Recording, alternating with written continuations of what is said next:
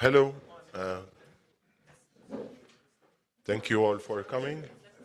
Good morning. I'm Fabian Saila from the Funds and Programs Division, which functions as the national contact point for the Innovation Fund. In terms of choreography for this morning, we actually already started with some coffee. Hope you enjoyed it. We'll proceed with an opening message from our Minister and also from our Director General. And then we'll pass on to a number of presentations. We'll eventually have a small coffee break followed by some more presentations, and there will also be some networking opportunities later on in the day. I believe we can proceed with the Minister's remarks. Thank you.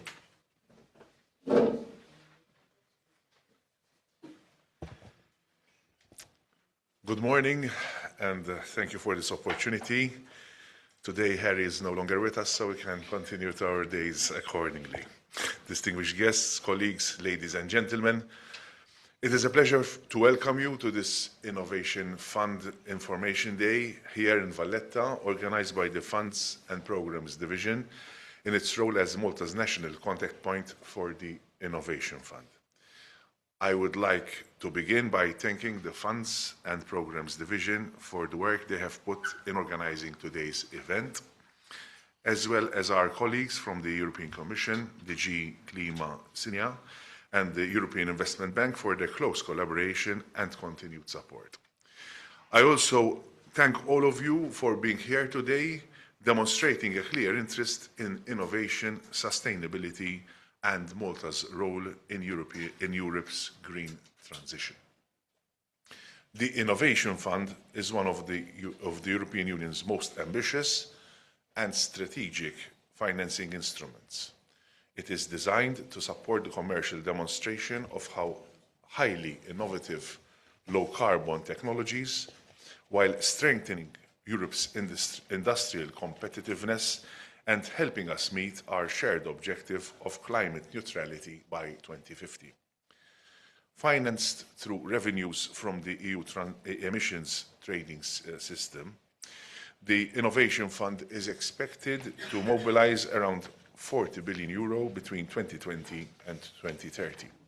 To date, approximately €12 billion have already been awarded to around 200 projects across Europe.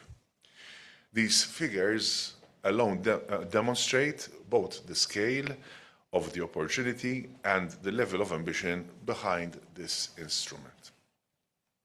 The fund supports projects in key strategic areas, including energy-intensive industries, carbon capture, utilization and storage, renewable energy, energy storage solutions, clean mobility, now also covering maritime and aviation, as well as clean tech manufacturing such as batteries and electrolyzers.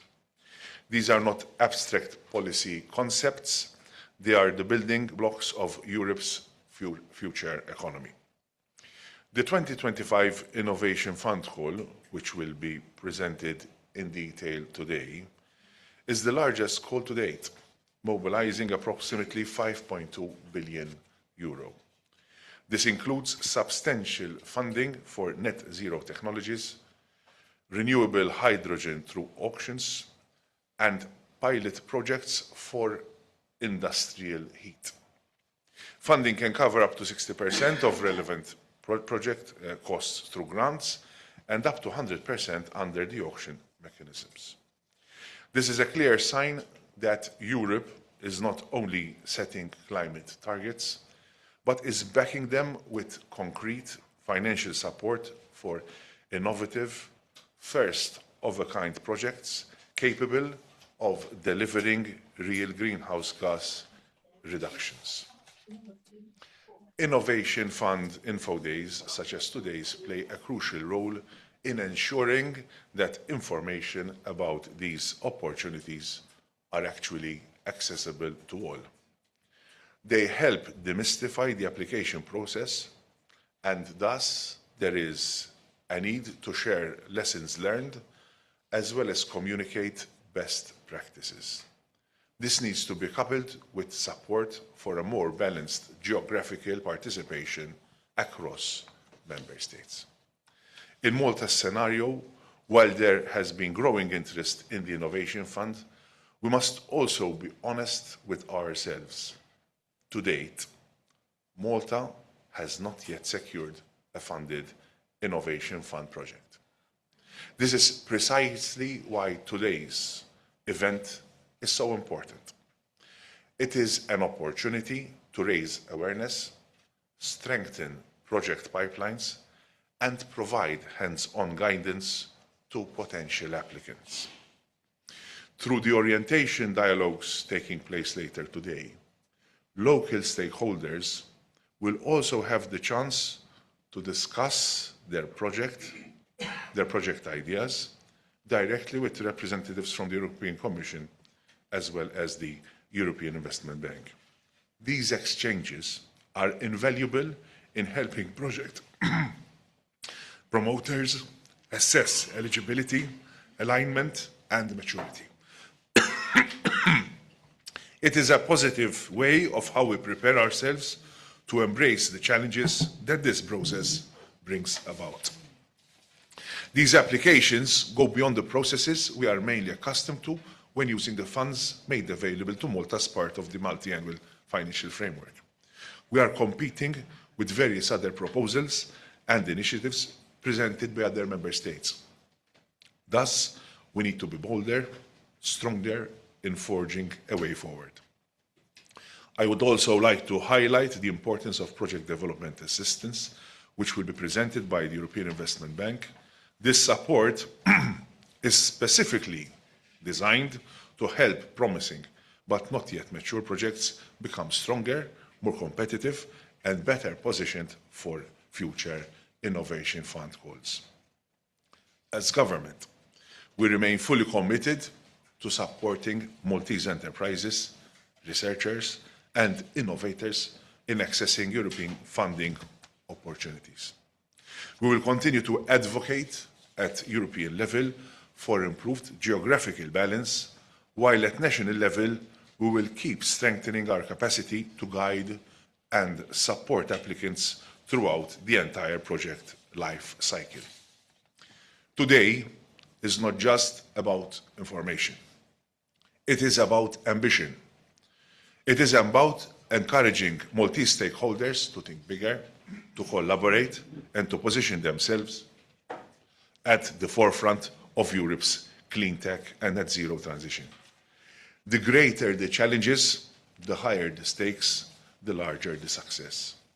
I encourage all participants to make full use of today's sessions, to ask questions, to engage in dialogue, and to explore how your ideas can be transformed into projects that contribute not only to Malta's development, but also to Europe's shared climate and industrial objectives.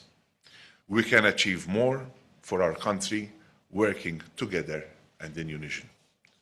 I wish you a productive and insightful day, and I look forward to seeing Maltese projects successfully emerging under the Innovation Fund in the years to come. Thank you, and best wishes to all.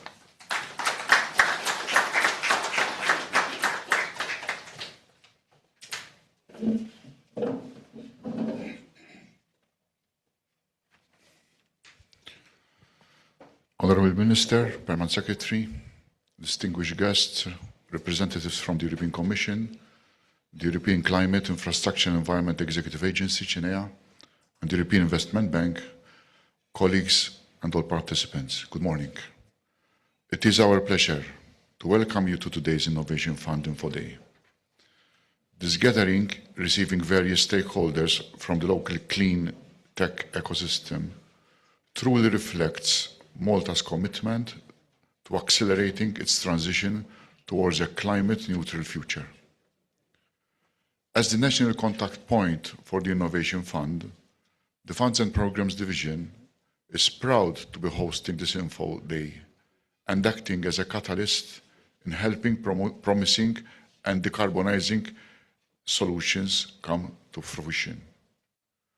The Innovation Fund, financed by the EU, is one of the most powerful instruments available to support this transition, putting at the forefront of European investment low-carbon industrial processes and carbon storage, clean hydrogen, renewable energy technologies, and energy storage solutions, as well as net zero mobility and building. It is important to stress the latest addition of the maritime sector to the Innovation Fund, a sector that is key to Malta's industry and which is locally steering vast interest.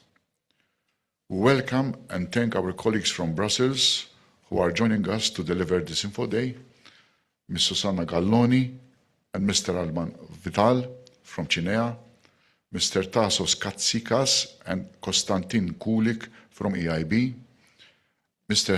Javier Garvia Fernandez from DG Clima, who is connected with us today virtually. These presenters will give us a solid background to the fund, present the currently open call's main features, including the award criteria, lessons learned from the past applicants, best practices, together with the possibility for project development assistance as a separate route for project ideas that have significant potential but require some further fine-tuning to reach a strong and bankable level. We have also given attendees the chance to participate in orientation dialogues. These will be held after the Info Day, and it is the opportune time for applicants to obtain valuable insight from our fellow expert colleagues regarding the alignment of their project ideas to the Innovation Fund. Finally, may I highlight that despite our country's size, Malta has always overcome this obstacle through thinking creatively, through innovating, and to adapting quickly to ever-evolving circumstances. For a small island state like ours, these opportunities are not abstract, they are essential. Our offices at the Funds and Programmes Division remain fully available and open to any entity that wishes to obtain further guidance for these opportunities. I thank you all for your participation and your commitment. I look forward to seeing the innovative, forward-looking projects that will emerge from today's discussions. I wish you also a productive and inspiring Info Day. Thank you very much.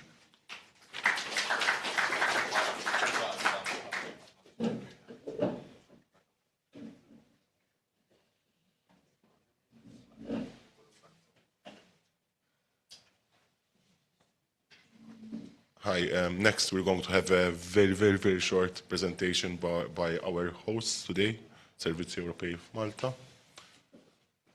Andrea. Hi, I'm Andrea Camilleri from SCM, Servizzi Ewropej of Malta. We are hosting the session today in collaboration with the National Contact Point. We are a government agency. Part of our work is that we assist different organizations in Malta and Gozo when it comes to accessing EU funding. We don't just focus on the Innovation Fund, we focus on different funding programs.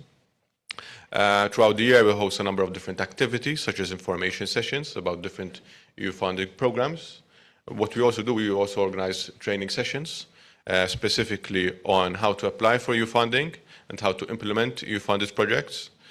So we offer that kind of expertise to organizations who haven't implemented projects and also organizations who maybe have quite a lot of experience when it comes to implementing projects but maybe need some new ideas on how to apply and write applications which are of a higher standard, and also getting more tips on how to implement successful projects.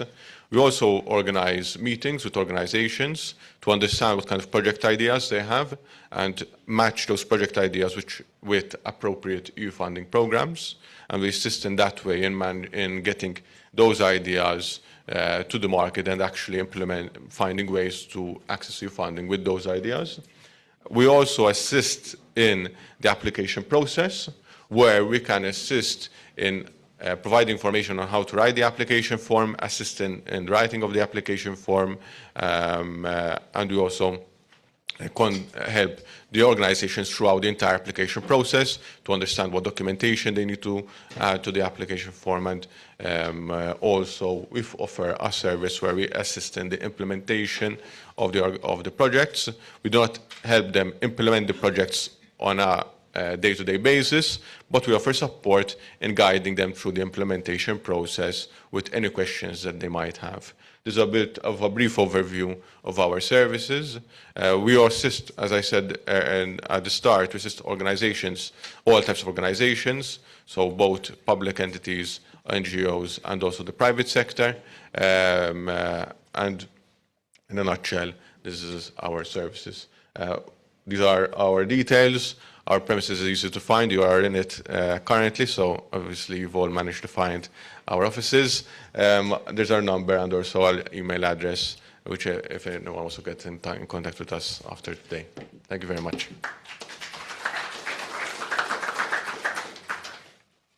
May I invite Susanna and Alban to deliver their presentations. Thank you.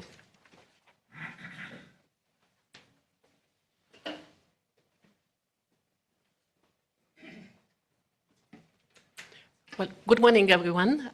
First of all, let me thank the organizers for this day. It's going to be a very intense morning, and I hope you'll find it useful. I'm here today with physically one colleague of mine, Alban Vitalo. He's a senior financial engineer in Cinea, and a colleague of DG Clima, Javier Garcia Fernandez, who is connected online. Unfortunately, he couldn't be here in presence. Just a few words about the agenda.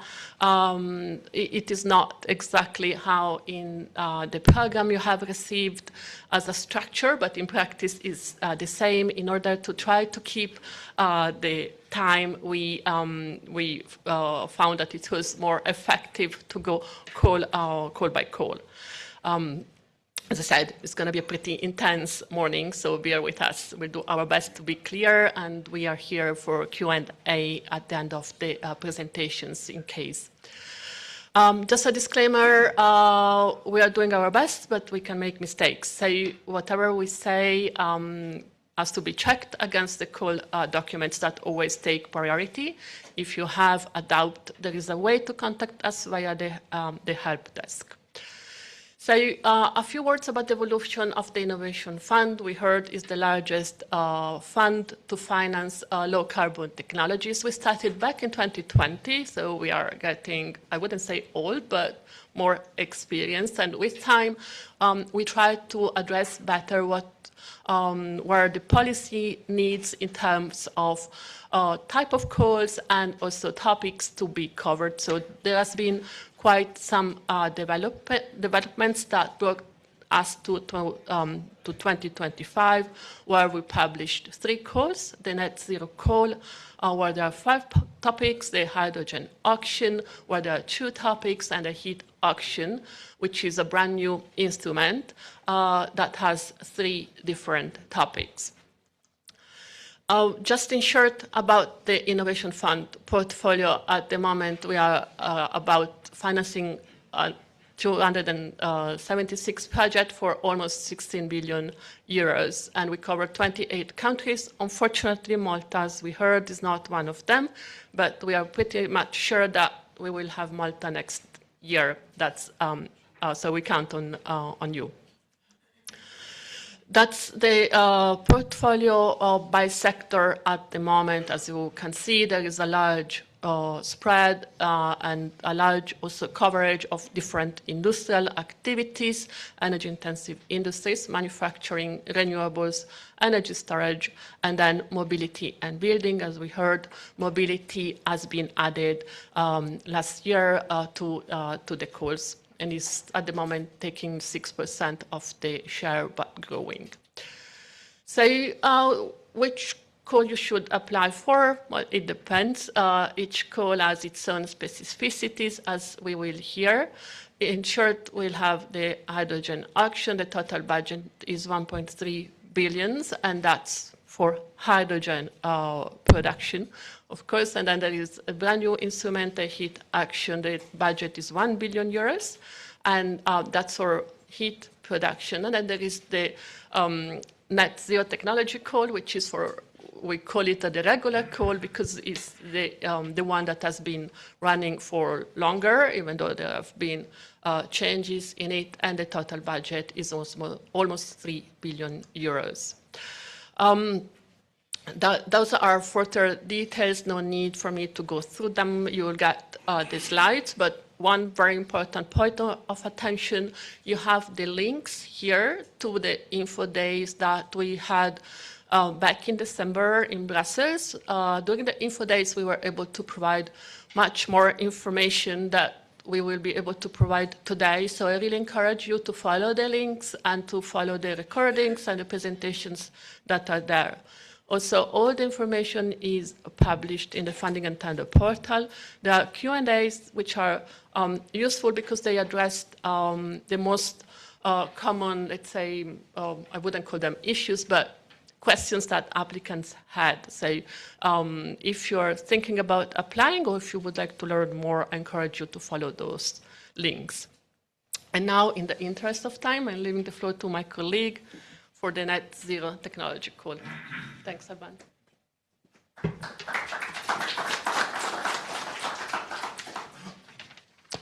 So, hello everyone, my name is Alban Vital, I'm part of CINEA. So, Net Innovation Fund's Net Zero Technology Call. So what we have is that this call is already open for applications, and the deadline is the 23rd of April 26, so you still have 4 months to apply, 3 months to apply roughly. So there is 2.9 billion of grants that will be allocated through this call.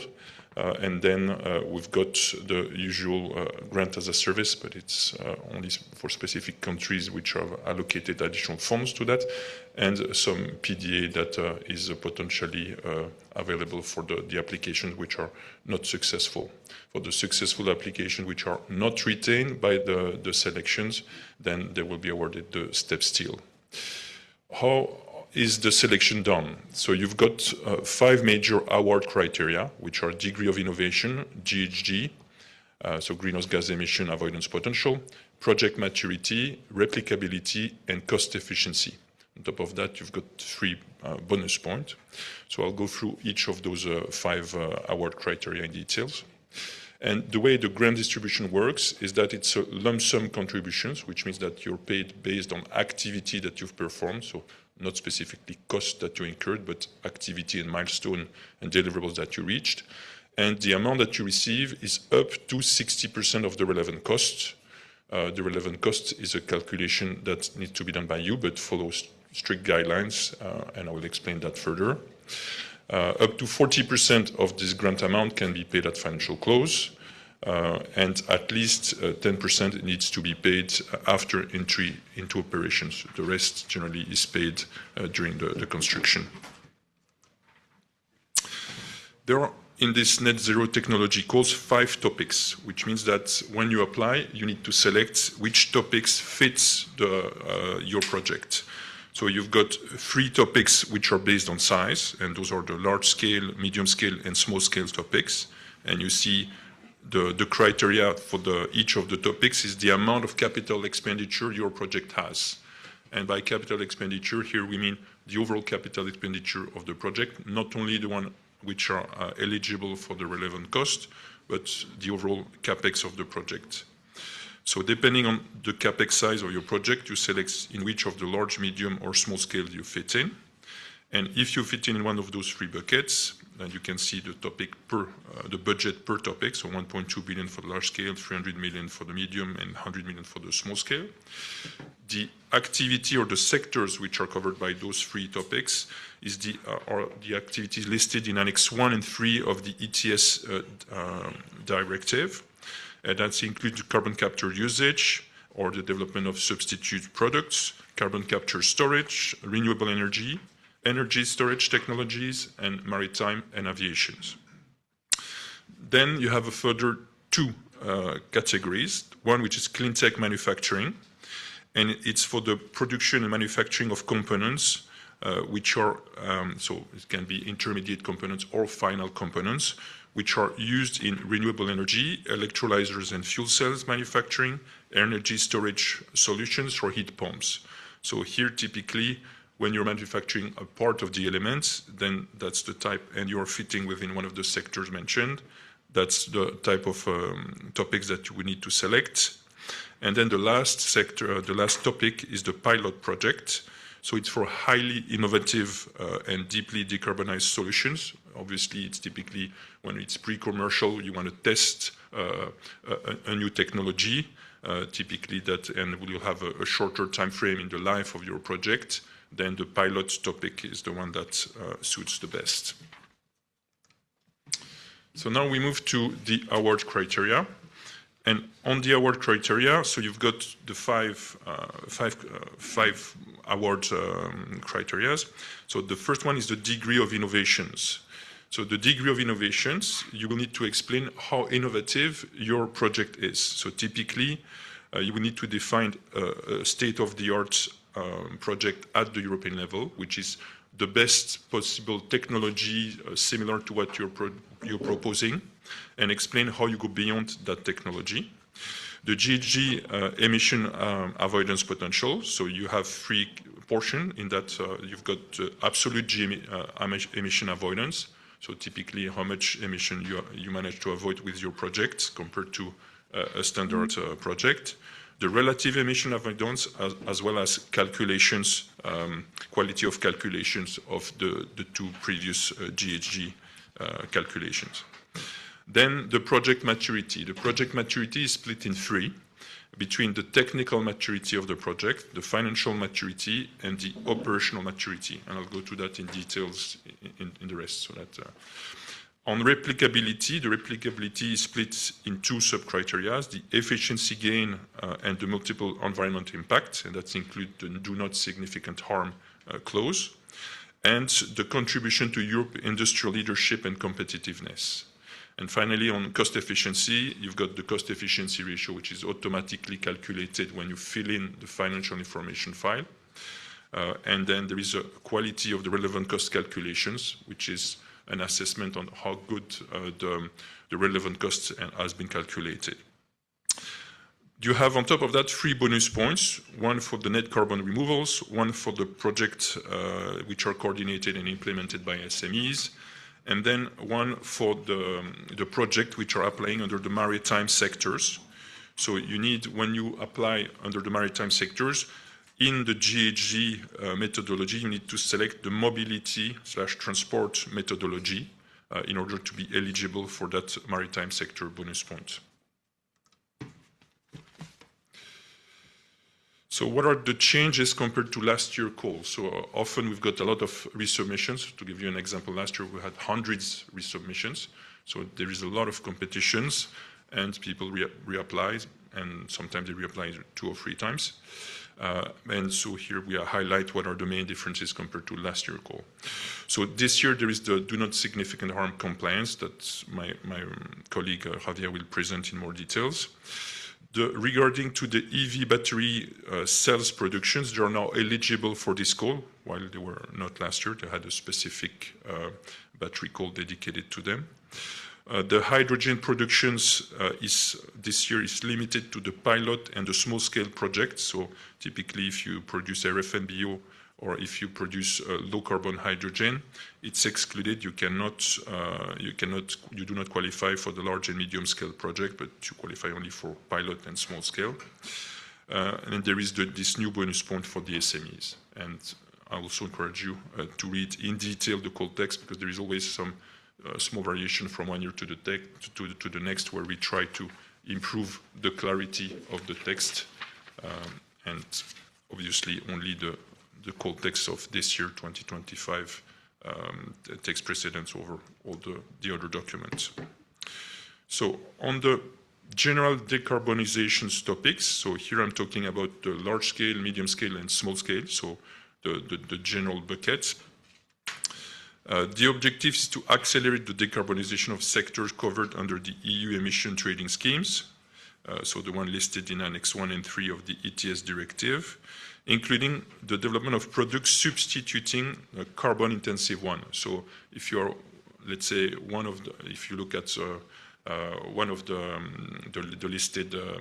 listed activities in this ETS directive, and you want to develop a new chemical way or a new metallurgical way to actually produce a component that replace one of these Annex 3 listed products, then, and the way to do it is actually less carbon intensive, then you can also apply for the relevant for the innovation funds. CO2 capture and geological storage, so capture carbon and usage, and also renewable energy and energy storage technology are qualifying topics for this call. Hydrogen is also, when it's used in industry, is also something that you can, when you're producing a decarbonated hydrogen, it's also a topic that can apply, as well as RF and bio. So as I said, RF and bio and electrolytic hydrogens can apply, but only under the small scales and pilot. Regarding to the support to maritime and aviations, so you can either apply directly for the constructions, for example, of the ship themselves, or for the retrofitting of the ship themselves, or for innovative infrastructures, so linked to the port activities which are happening on the port. And all those activities can qualify for the general decarbonization topic. Of a new or retrofitted innovative technology on a ship or on a plane, it is eligible for funding, provided that the manufacturing and or the installation is done in the EU and the EEA. So typically if you import something from outside the EU, let's say from Asia, only the parts where you retrofit or where the changes or the amelioration are done in the EU or the EEA, only those costs are actually eligible, not the purchase from outside EU and EEA.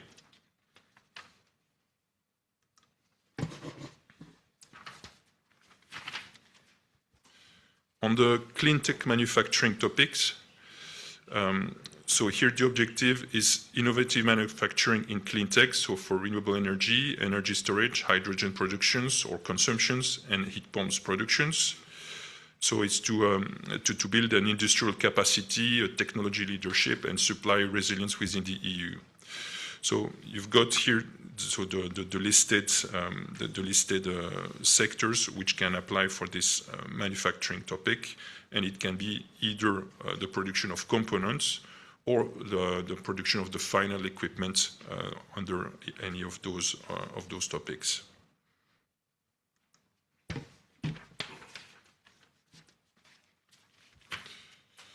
For the pilots, so the pilots, we're looking for highly innovative or disruptive or breakthrough technology with a deep decarbonization level.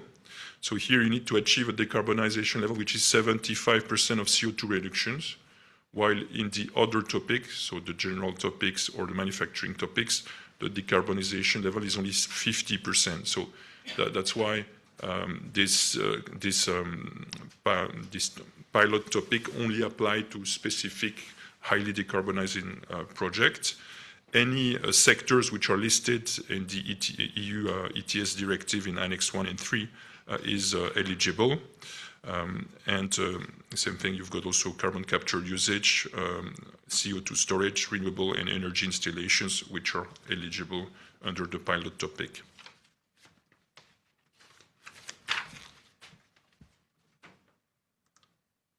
So what we're after is, as I said, was higher degree of innovations. So appropriate scales required to adequately demonstrate that you intend an innovation at a pre-commercial level. Here you need to optimize the process and either operational parameters and enhance the final product, the product characteristics. You need to prove an innovative technology at a pilot scale in an operational environment, but must not yet reach the large-scale demonstration or commercial production. So here it's clear that what we aim for this is to have only pre-commercial development, so more proving a technology, that it needs to be in relatively small size, that if you plan to build something which is a 100 megawatt electrolyzer, that's probably not a pilot, that's clearly a very big installations. So that's something we will pay more attention this year, that the project applying needs to demonstrate that there will be a following ongoing large-scale commercial developments, and that the project applying is only a pilot. So as I was saying, so the full-scale commercial deployment of the project should not apply in this topic. And this topic is also demonstrate the project viability rather than a project profitability. So here, obviously, the life of those pilots are typically shorter, so 3 to 5 years. The point is to demonstrate the technology and try to improve it incrementally, but without a large-scale deployment. So if you have a project which has a life of 3 years or 5 years, obviously it's unlikely that it will be profitable in such a short time frame. So what we are after is more demonstrating in the application that the viability, you have the cash in order to develop the project and to make it live, to make it sustained for 3 to 5 years. But it's not the point that we need to where you need to demonstrate that this project is profitable. So enough, the viability is enough, the profitability is not really necessary, but only for this pilot topic. Okay, so now we're going to move to drill a little bit more in details into each steps of the applications. So what are the mandatory documents that are needed for the applications? So first of all, the funding and tender portal is where you find all the documents as well as the presentations and and the guidance. So you've got essentially 4 sets of documents. The application form A, B, and C. Application form A is typically about the administrative information. So who is the applicant? Where are you based? Is there a consortium, 2 or several applicants? Explain us exactly what are the entity applying for the call. Application form B is the technical description, and it's even more than that because that's the heart of the application. It's up to 70 pages. Do not go beyond 70 pages. Otherwise, we need to cut the page beyond 70. So it's just a matter of fairness for all the applicants to avoid somebody who goes 300-page applications, while some other have a much shorter application. So the maximum is up to 70 pages. Where you describe technically, operationally, and the financial support of your project.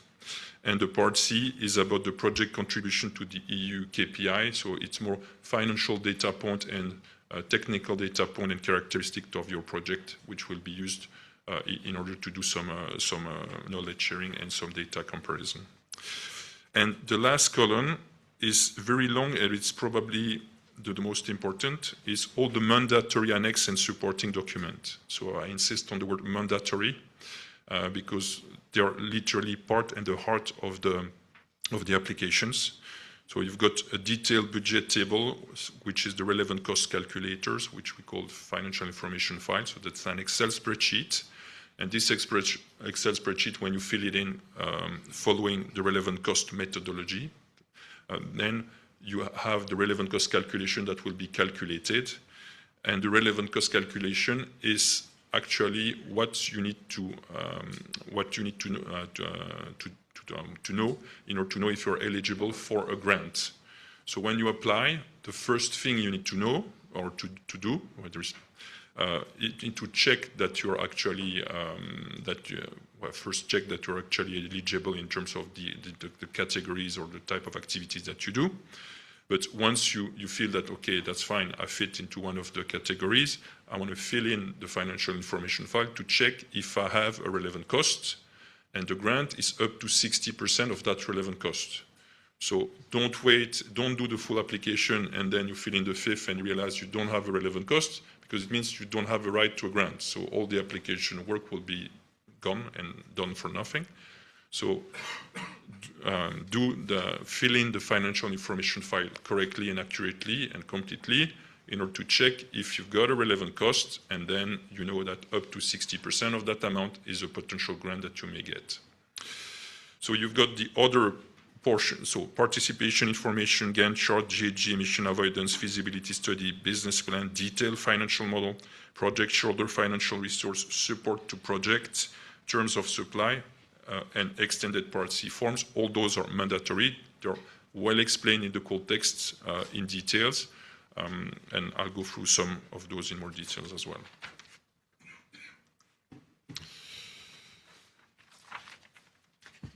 So how to apply? So here you've got, that's the funding and tender portal on the left-hand side, and typically you've got a lot of tutorials that you can find, so on CDA website or on the portal.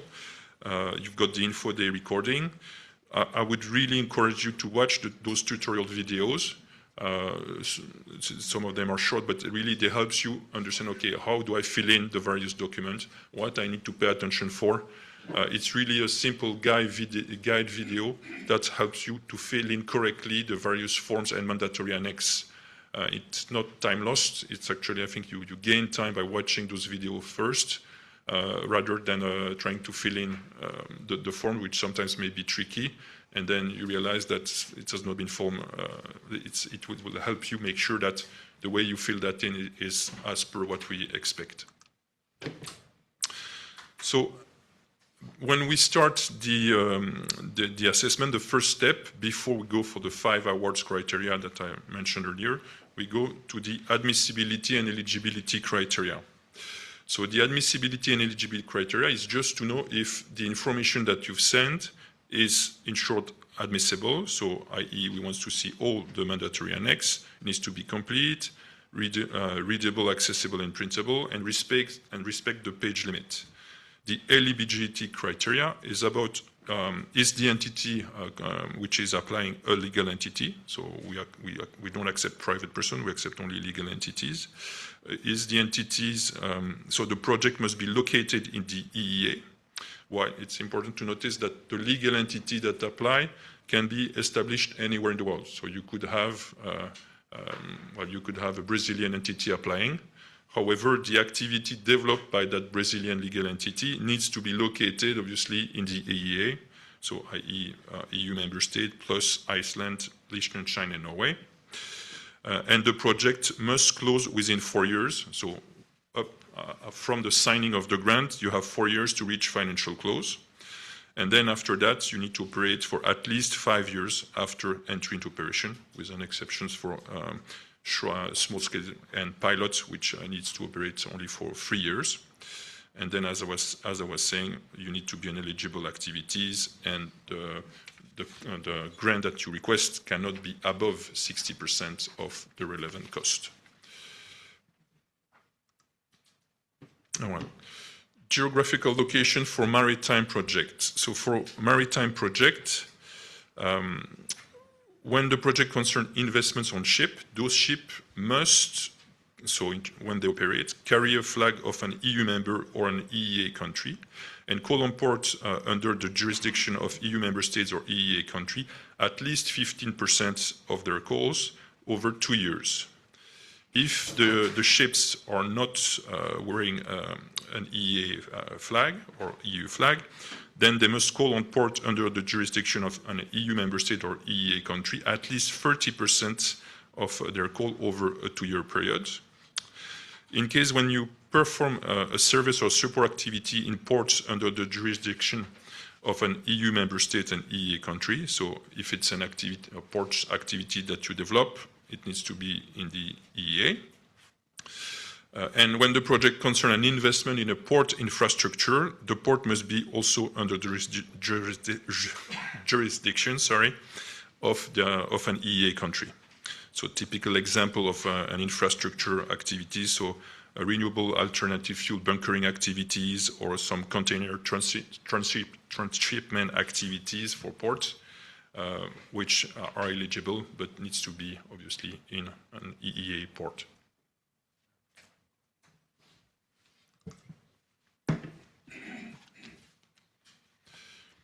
So the evaluation timeline, so the call is already open, as I said, the closing is 23rd of April.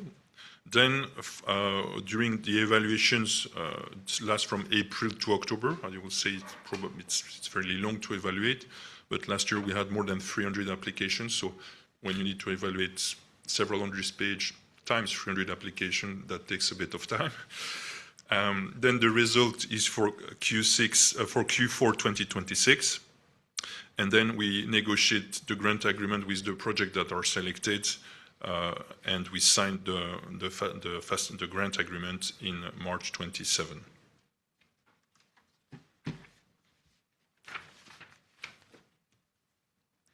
All right, if I look at the Innovation Fund 24, so the Net Zero Technology Call that we're just about to finalize the grant discussions. We had 359 proposals that we received. Out of those 359, 291 were passed the admissibility and eligibility check. And so it means that 291 were evaluated for the 5 award criteria. And as per those 359, hundreds were resubmissions.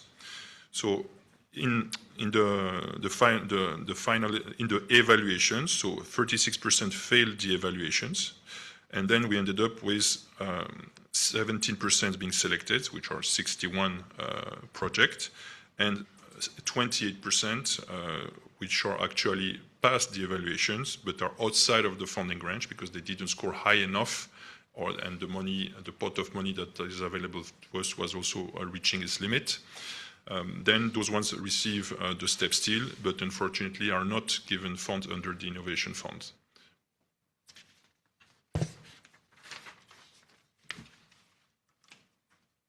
Sorry, I realized I didn't click on the... Well, so you see the split between 19% failing A&E, the one failing the evaluations, and the one outside the funding zone because they passed the evaluation but the score was not high enough, and the selected 17%, which is the 61 projects selected. So as you see, it means that 17% is the selection rate, so it's highly competitive, which is good and bad. Is good from a European standpoint because it means that there is a lot of industrial development and projects across Europe. Unfortunately for those projects, there is not enough public money compared to the amount that they would like to have.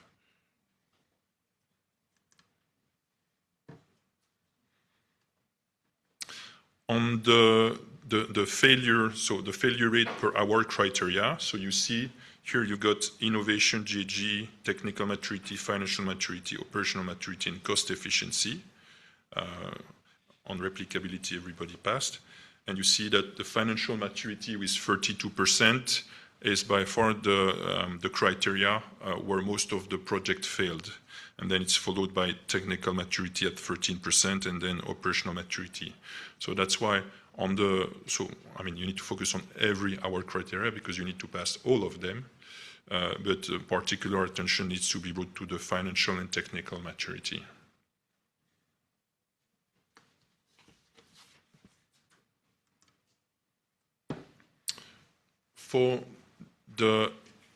If I look now specifically at drill down on the A&E, so what are the reasons for which the A&E, for which some projects fail the A&E step? And you can see that 21% of the project that failed the A&E had incomplete or missing financial document. So typically the submitted business plan or the financial model was not following the required templates, or that does not contain the minimum requirement information which are listed in the call text. For 18%, they were incomplete or missing technical documents. So the Part B was not using the required template. The feasibility study was not containing the required minimum information, or the Gantt chart was missing. So again, feasibility study, Gantt chart, those are all mandatory annex. 17% had the budget requirement, which was above the 60%, which is also directly make you ineligible. And then the minimum operation duration was not respected. So typically it was probably running for less than 5 years, which is the minimum years of operations once the facility is completed and ready to run. So you've got some other reasons, but which represent more minor points.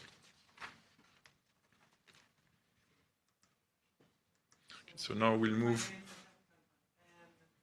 We're going to go now into the award criteria, and I'm sure it's of very, very great interest. But maybe we can let's take a short pause Yes. for any questions from the audience regarding the general admissibility and eligibility that Alban just explained, and regarding what types of calls we saw different, the medium, the large, the small. So now is the time to ask these questions before we go a bit into more detail. Any questions? Yes. I have a question on the definition of innovation. What kind of innovation is considered acceptable under the Hi, good morning. Alice Servizzi from EMCS. Thank you very much for this conference. It's a very interesting discussion.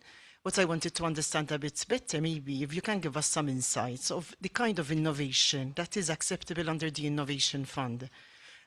If I understood well, the pilot initiative is a bit clearer from the information that's been provided. But on the other hand, in the general streams, perhaps if you can give us more information of what kind of innovation is being looked at, it would be very beneficial. Thank you. So I'm going to try to answer your question in this section. So your question is very timely. So maybe we'll take the other questions, but when I go through that, I'll try to answer. I'll just say it's not straightforward because in the EU ETS directive, you've got a long list of activities. And the reality is that innovation is also something which is sometimes obviously not done because it's supposed to be new. You're supposed to be a first of a kind of something.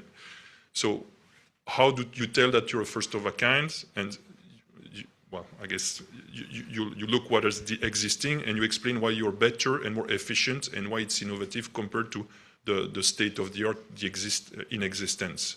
So that's the general idea. But to give you what is innovative and what is not is fairly tricky unless you've got a very specific question on a specific domain. But I cannot give you a list. Those are innovative technologies because those things are also shifting. Because when there is 2 projects which have been done with those technology, well, it's no longer deemed to be innovative enough. So it's really case by case to your questions, and it covers an extremely large number of industrial sectors. But I'll try to answer nonetheless in the next section.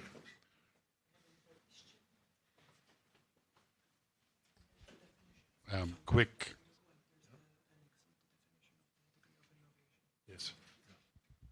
Hi, Luciano Molestagno, University of Malta Institute for Sustainable Energy. Quick, actually 3 separate questions, but very quick. One is this, because in many cases people might not be at the point where they can apply until April. I'm assuming, and I believe this opens roughly every year, right? The second question is, since Malta never got funded, are there any bonuses or all things being equal, is Malta looked on favorably? And maybe the last one is more of a curiosity. This has been going on for a long time because I have followed it in the past. Has there been a study about the success of the companies, SMEs, etc., that took these funds in the long term? For the first questions is yes, there is on a yearly basis a call. So sometimes there is 2, sometimes there is 3, depending on the political decisions. But a general net zero technology call, yes, there is one every year. So you can already assume that there will be one next year. And the timeline is most likely to be similar to what we have now. So if you're not ready, you can probably apply for the net zero technology call next year. Sorry, I should have written down. So on Malta, so yes, on the selection process, there is, it's in the call text, and I don't know it by heart, this portion, but when you've got the same number of points in a certain category, at some point in the criteria, the fact that you're coming from a country which has no project which has been selected in the call gives you an advantage. So yes, we are looking for a diversity of projects across Europe. So if you end up being tied in terms of in the same call with the same number of points and facing a Spanish or German project, the Maltese project will be selected first because we got German and Spanish project. We don't have a Maltese one yet. but well, I don't. Yeah, all things being equal. So the likelihood that this is being used is not. It does not always happen. The reality is it's much better to score higher. And the last point was on.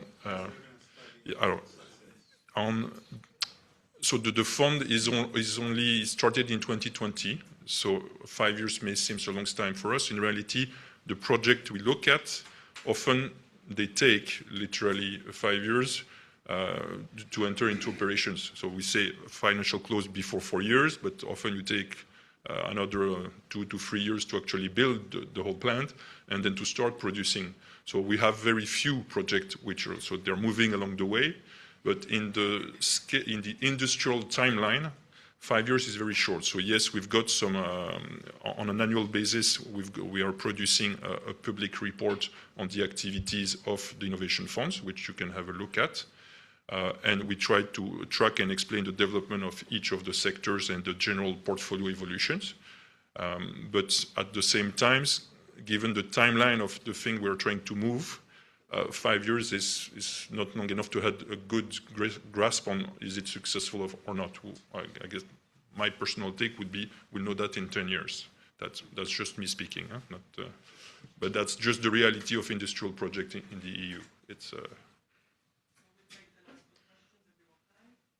Good morning. My name is Alex Sakota. I'm from BioAqua Garden. Regarding innovation, I would like to ask: does it help if you have a patent or not? I don't. I would say probably yes. If you're required to have one, if you have a, I guess it's one element, but there is so many elements that if you can demonstrate that you have a patent and it's protecting your new technology, it's helpful. But first of all, you need to demonstrate that the technology is really innovative and not incrementally innovative. So rather than I would say the importance of the patent is how innovative is your technology compared to the current state of the art. That's more important than the patent. Hi, good morning.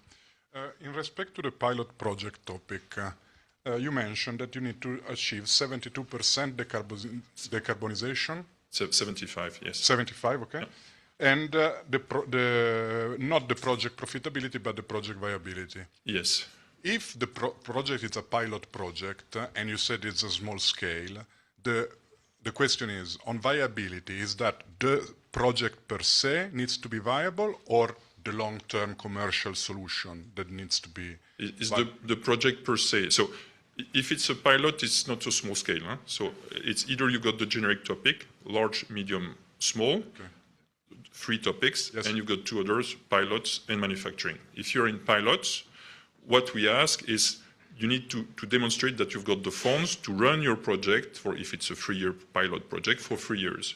Okay. But so it may be that it's break-even or loss-making in reality, but as long as the funds are ready to cover the initial investment in CapEx and the OpEx during the life of this pilot project. The funds without the 60% support or including the 60% support? So with the 60% support. So in the model, you will have the 60% support from the relevant costs, which are already, which will be in the funding resource that you have for the project. However, just to finish your questions, the next large-scale commercial development, this one clearly needs to be profitable. Well, let me put it that way. So we look, obviously the idea is to develop commercially profitable projects. So we look at the profitability because the idea is that, well, we help you still for commercial projects in other large scale, medium scale and small scale. But the idea is that if you've got a profitable project, then it's easier for you to attract additional equity investors and to be copied or developed somewhere else in Europe. So that's why the profitability is something important at commercial stage, although we don't define a percentage of profitability, so that's up to you, so it depends from one sector to the next. However, for the pilot viability, i.e.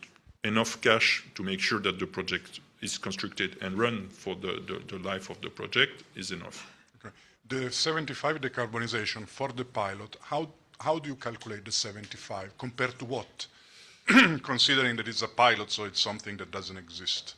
It's a technology. So it's I have so it will go. So when I go to the GHG sections, I'll talk also about that.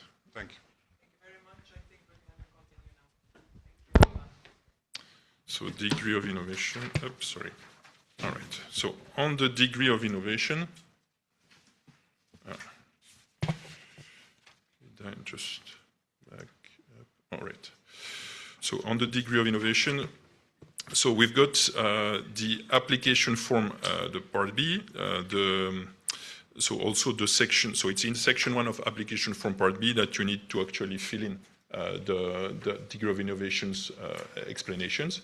There is also the feasibility study, which is key and a mandatory document to explain and provide the backup informations for the degree of innovations of your project.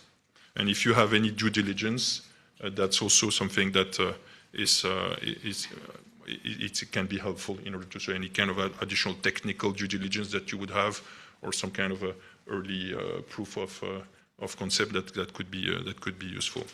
So the degree of innovations aims at supporting projects beyond incremental innovation on a scale from intermediate to breakthrough, including a scale-up, considering that the European level as a reference point, and for the small-scale project only, they can look at either the European as a reference point or national level. So if you look at the line, you see that you've got very low and incremental innovation. So incremental innovations, and we mean by that minor change or improvement to existing product, processes, or business model, implies limited new knowledge, and those projects will not be retained. So on the left-hand side, if your innovation is only incremental or very low, typically you won't qualify. That's not the type of project that we're looking at. So we are looking at minimum, intermediate or strong, and ideally very strong or breakthrough. So the intermediate of strong is the new or considerably changed technology or process or business model, or novel combination of mature technologies, or scale-up of innovative technologies. So you might have, for example, in intermediate, when we talk about wind farm, if you're now developing a wind farm which is like 20 megawatt, that's probably considered intermediate because of the size of it. And while if you were saying, well, I want to develop a wind farm and I want to plan on the 8 megawatt turbine, I say, okay, that's probably not enough because there is plenty of wind farm with 8 megawatt turbine. So the size or the scale of the technology also matters in the evaluation of the degree of innovation. And then ideally what we look for is a very strong or breakthrough, so completely new technology or process or business model innovations leading to a significant change that transform the entire market or industries or create a new market. So, okay. What are the type of innovative actions? So we aim to support technologies, business model, and processes that are not yet commercially available. So what we ideally look for is a first-of-a-kind commercializations or large-scale commercial size demonstration of technology, process, and business, previously proven at pilot or smaller scale, or large-scale demonstration plant. So I insist on the word demonstration here. In case of a second of more of a kind commercialization, so that could also qualify, but here it's probably going to be scoring only not as well. So that still also could be acceptable under certain conditions, particularly so the relevant cost must remain a significant share of the total cost that prohibits commercializations without further public support. So innovations beyond incremental must still be demonstrated. And when you've got innovative or smaller demonstration or pilot plants, especially if this is the right scale at which the technology needs to be proven.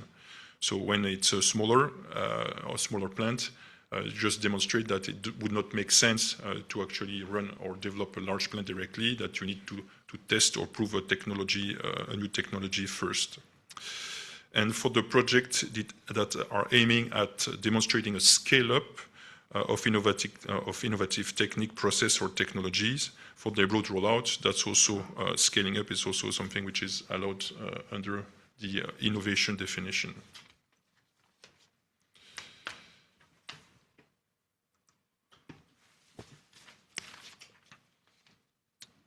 So the reference to innovation funds, here you've got, first of all, you need to look at the proposals that are already focusing on innovations, similar to the one of ongoing innovation funds projects. So you must clearly justify where there is a new innovative element. So we've got the innovation fund dashboard, which lists all the project and explain all the project already selected. And you need to look at this dashboard, check if there is a project which is similar to yours, and if it's the case, explain why your project is more advanced than the one already selected. So that's important, that's really a must-do to check what is the level of innovation of your project compared to the one already awarded and already in development.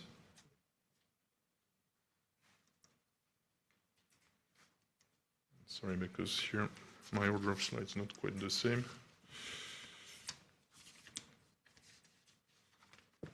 Okay, so now on the degree of innovations, typically last year, so the results of the call, we had 14 proposals out of 291 that failed under degree of innovations. That gives you an idea, it's not much. The vast majority of the project actually passed that criteria, at least reached to intermediate level, which is the minimum required. So typically 27, so out of the 14, 27% failed because the progress on beyond the state-of-the-art, commercial and technological state-of-the-art, and of the proposed solution was not sufficiently substantiated with evidence and reference. 29% failed because the credibility of the claimed innovations were not supported by quantitative data. So, and typically, if you've got already a pilot that has been done or a smaller size and you want to scale up, give us the data on the previous smaller size industrial side that you have, so that for the technical experts that are reviewing this degree of innovations, they can actually validate that the technology you develop is actually actually works, and that the data and the technological data are making sense. For 24%, the benchmark state of the art is not adequately identified or described. So here it looks like the way that they were actually referencing the state of the art was not the correct one. And then 20%, it was because there was already ongoing IF project which were not identified and the relevant analyses were not provided.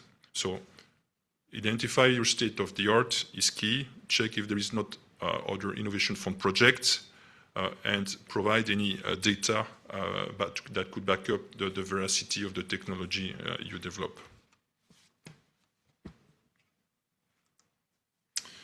So here we've got, so it's what I said. So describe the relevant state of the art. How does the innovation go beyond the state of the art?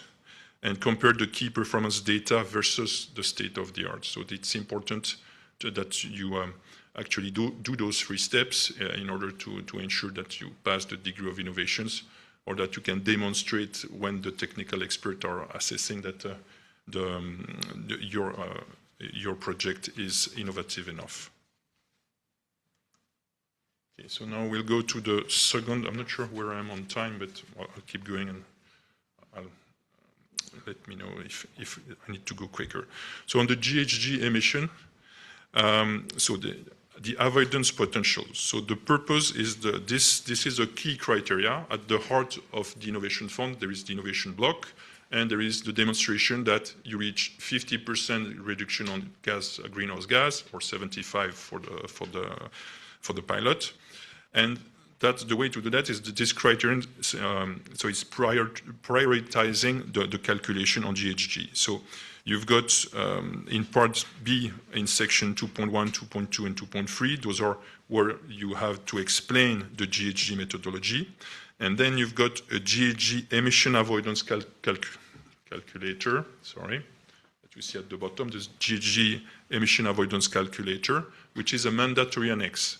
So when you calculate the greenhouse gas emissions, first, there is a guidance on greenhouse gas. Read this guidance, because this guidance will allow you to actually select which methodology is best suited. So typically here you've got on the right-hand side, the Excel spreadsheet, a picture on the top right-hand side. That's the GHG calculator. And on the bottom, you see the front page of the guidance. So read the guidance. You will understand under which methodology you need to select. And then you fill in the Excel spreadsheet as per the guidance. And then it will tell you how much greenhouse gas emissions you have. So you've got two things. You've got the absolute greenhouse gas emission avoidance, which is the difference between the expected greenhouse gas emissions of your project and the greenhouse gas emission of a reference scenario. And the reference scenario will be given in the methodology and in the Excel spreadsheet during the 10 years or after entry into operations. So that gives you the absolute GHG reduction between this reference scenario and your project. And the relative greenhouse gas emission is the absolute greenhouse gas emission avoidance divided by the greenhouse gas emissions of the reference scenario over a 10 years period. So that gives you two numbers in terms of absolute and relative reductions compared to the reference scenario.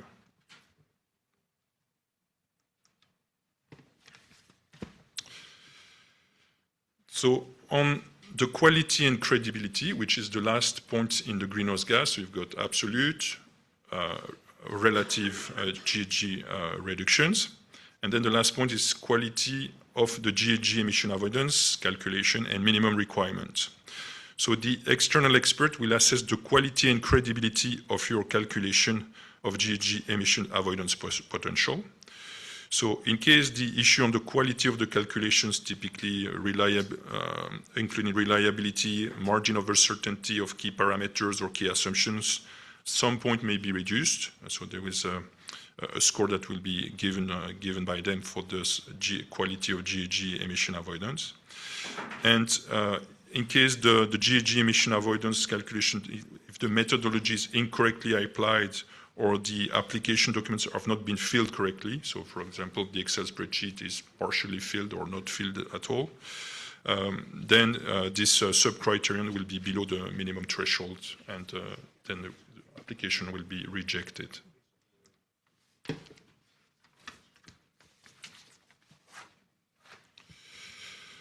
So the minimum, still on the minimum requirements, for project producing product with an EU ETS benchmark, so typically you are in the list of the products in the EU ETS benchmark directive, then the process emission of the project per unit of the product must be below the EU ETS benchmark applicable at the call deadline.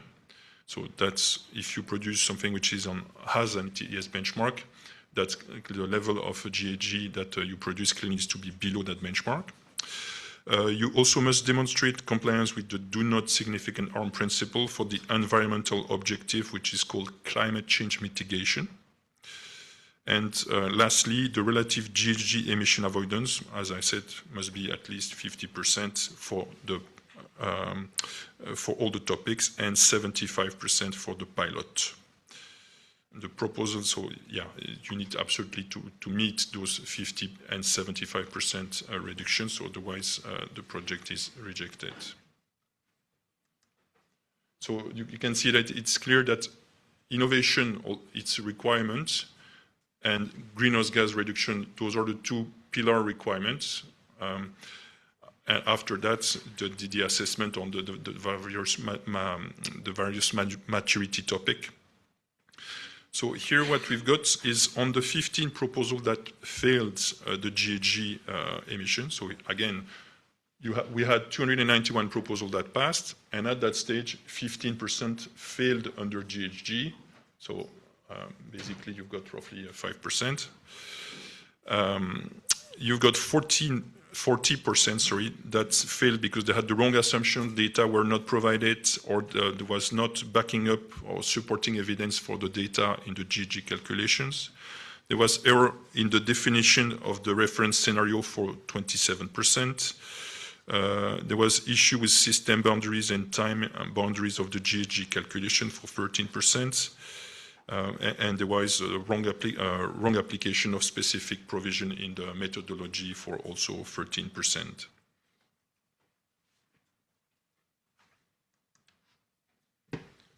So the best way to ensure you pass GHG is follow the GHG emission methodology for the calculation and reporting.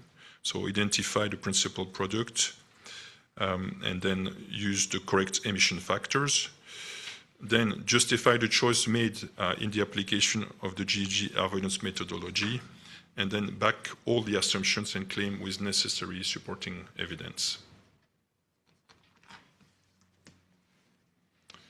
So I'll now move to the third award criteria, which is the project maturity. So on the project maturity, it's split in three between technical, financial, and operational maturity. So I'll start with the technical maturity. And on the technical maturity, it's also in the application form part B that you need to fill in your information. So in section 0 and in section 3.1. And the feasibility study is the mandatory annex that relates the most to this technical maturity point. Again, if you got any due diligence report available on top of that, you can submit it.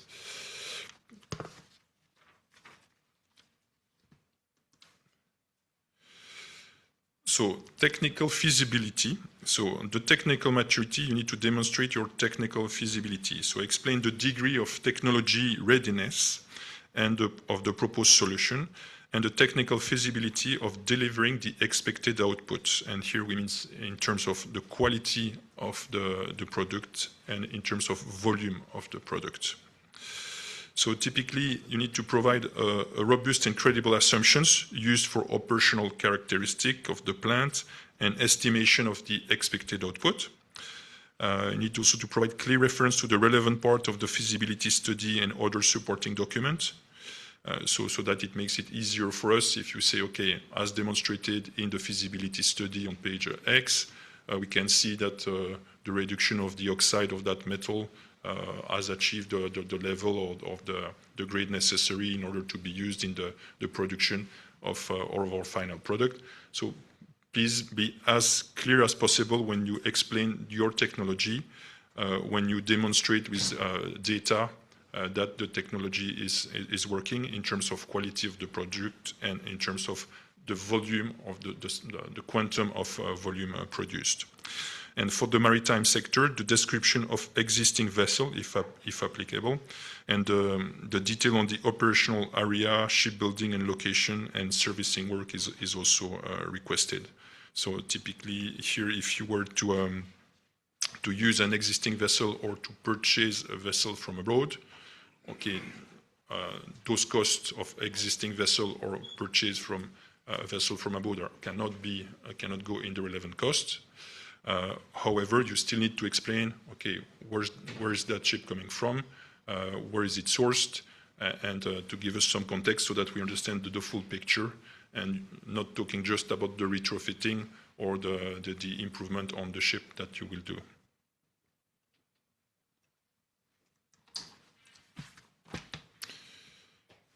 On the feasibility study, so the template is available in the submission system under the Part B template. If the template is not used, please make sure that you submit at least the same level of detailed information to ensure proper assessment. Frankly, so we accept not using the template, but you absolutely need to demonstrate. What I would do if you do your own feasibility study, check what we have in our template, make sure that all the various categories and part of the feasibility studies we have in our template is in yours, and that there is a clear one-to-one correlation. Because otherwise, if you end up with a feasibility study which doesn't have all the various parts that we have in our template, it may not be deemed enough. So by default, use our template, really, but if really you want to have your own, make sure that what you provide is at least the same in terms of information. And you've got the various points that feasibility study, what we expect to see which are listed. The risk still in technical, so risk are included only in feasibility studies. So here what we want to see is you need to identify the key risk, propose assess the impact if this risk were materializing, and then propose correct mitigation measures and explain why these mitigation measures are correct and adequate for that risk. And you need to summarize that in a table and provide a risk heat map as can be shown on the bottom right-hand side. For the technical maturity, so 37 projects failed on technical maturity. Out of those, 72% failed because the feasibility of achieving the expected project output was not correctly demonstrated, while 28% failed because the technical risk and the proposed mitigant measure were not deemed adequate. So you can see a more accurate split of the subcategories for the reason for which technical maturity was not met. How we are doing for time? It's. We would like to take questions on in about 15 minutes. So do you think we can complete the Okay. criteria within 15 minutes? 15 minutes. Okay, so I've got. All right. So I'll skip that one. Financial maturity. So on financial maturity, you've got essentially three parts: the business plan, the financing plan, and the risk. What we aim in financial maturity is to demonstrate that your project can reach financial close as soon as possible, but clearly no later than 48 months or 4 years after the grant agreement signatures.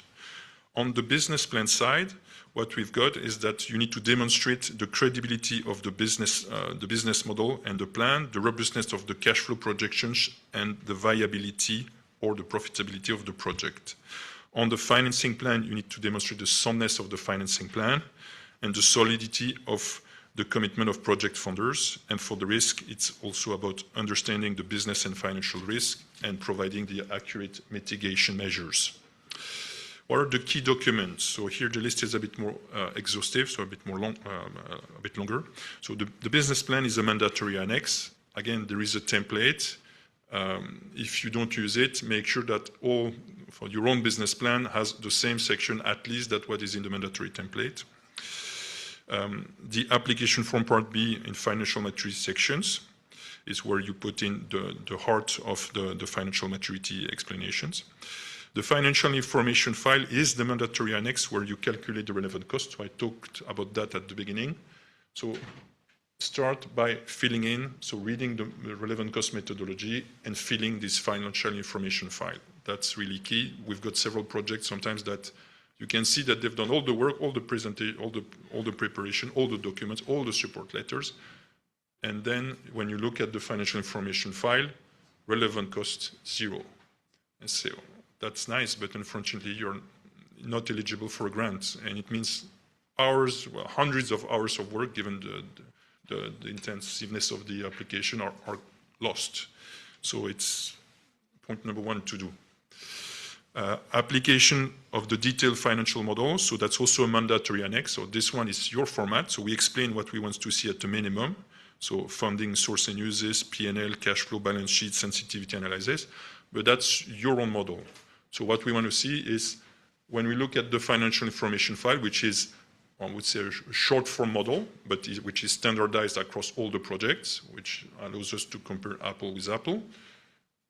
How does that fit in, and how can I find back in your own model the initial assumptions? So between those two, it needs to be relatively clear how I move from your own model to the fifth. And the reality is that you will develop your own model first with your own assumptions, and you will use the result of your own model in order to fill in the fifth. That's the way to do it, because otherwise you cannot fill in the fifth with what is my capex. You need to know precisely, and that job is being done in your detailed financial model.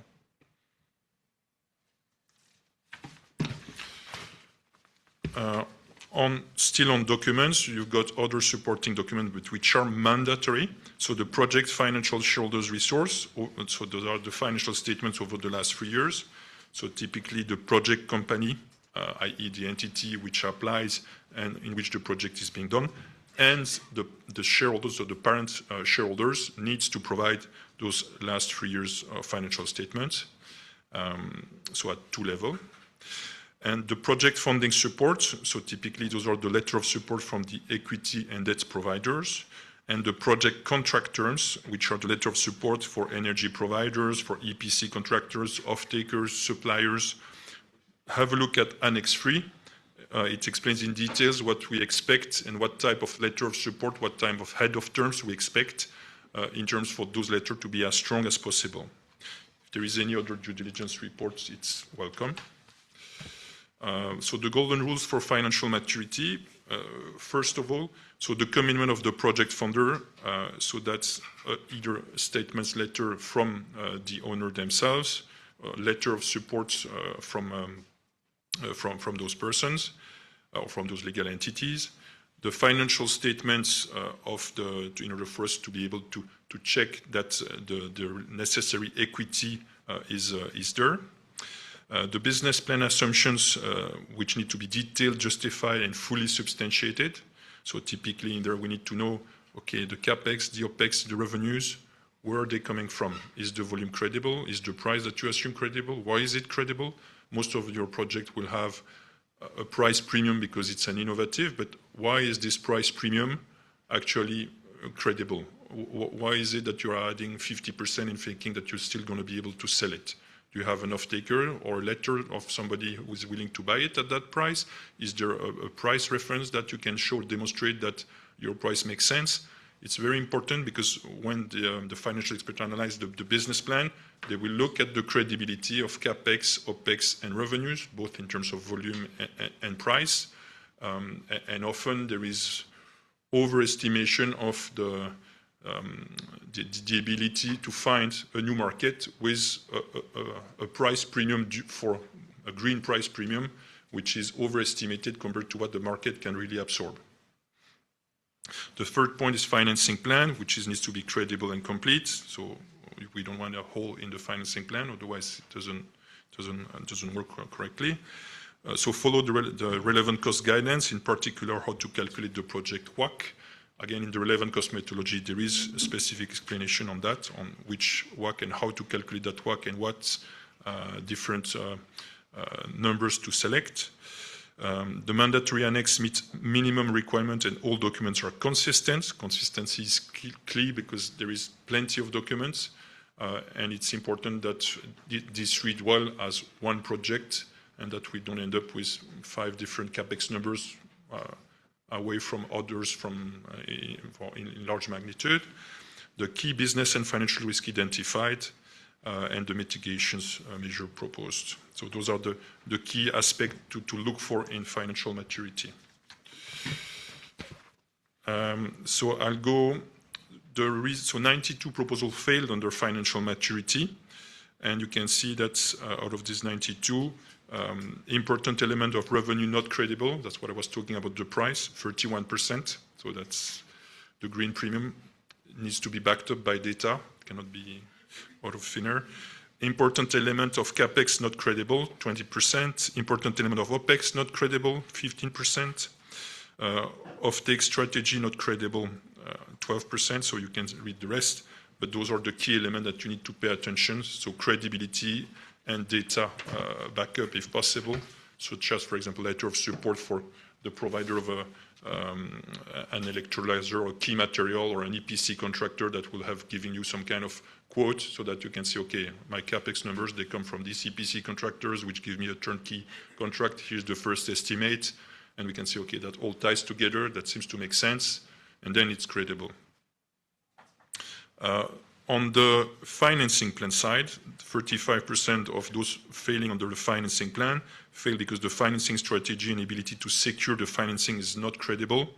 So typically it can be that, well, you say that you're going to raise 100 million equity, but you don't explain how you're going to do it, or you don't show that you've already done it in the past, or you don't give any letter of support from an equity investors. So yes, well, we like to believe everyone, but there needs to be a level of demonstration and proof behind it. Debt assumptions not credible, typically a bank that would provide only high level or even no support from banks when you claim that you're going to need 100 million of debt in a project which is either loss-making or barely profitable and cannot repay the debt. That does not work either. A lack of commitment of shareholders to support the project with low returns. Business plan not fully funded. So when there is a hole somewhere in the project, at some point you need 20 million and there is no cash sources available. So those are typically the issues that we found for which projects are failing under financing plan. Under financing. So I'll now move to operational maturity. Okay, so that's probably this one is less important. Okay, under operational maturity, the credibility of level of details of the project implementation plan, covering all the project milestones. So you've got in the project milestones, you've got first milestone is financial close, and then often the second milestone is entry into operation, and then after that, every single year of operations, there is a GHG report which needs to be given, but that all needs to tie up. So this project implementation must be consistent with the work package. So the work package is per period. So with the milestone that you reach in each of those work package and the deliverables, so i.e. the proof, the paper and the proof of activity being done. So those deliverables that you will give us.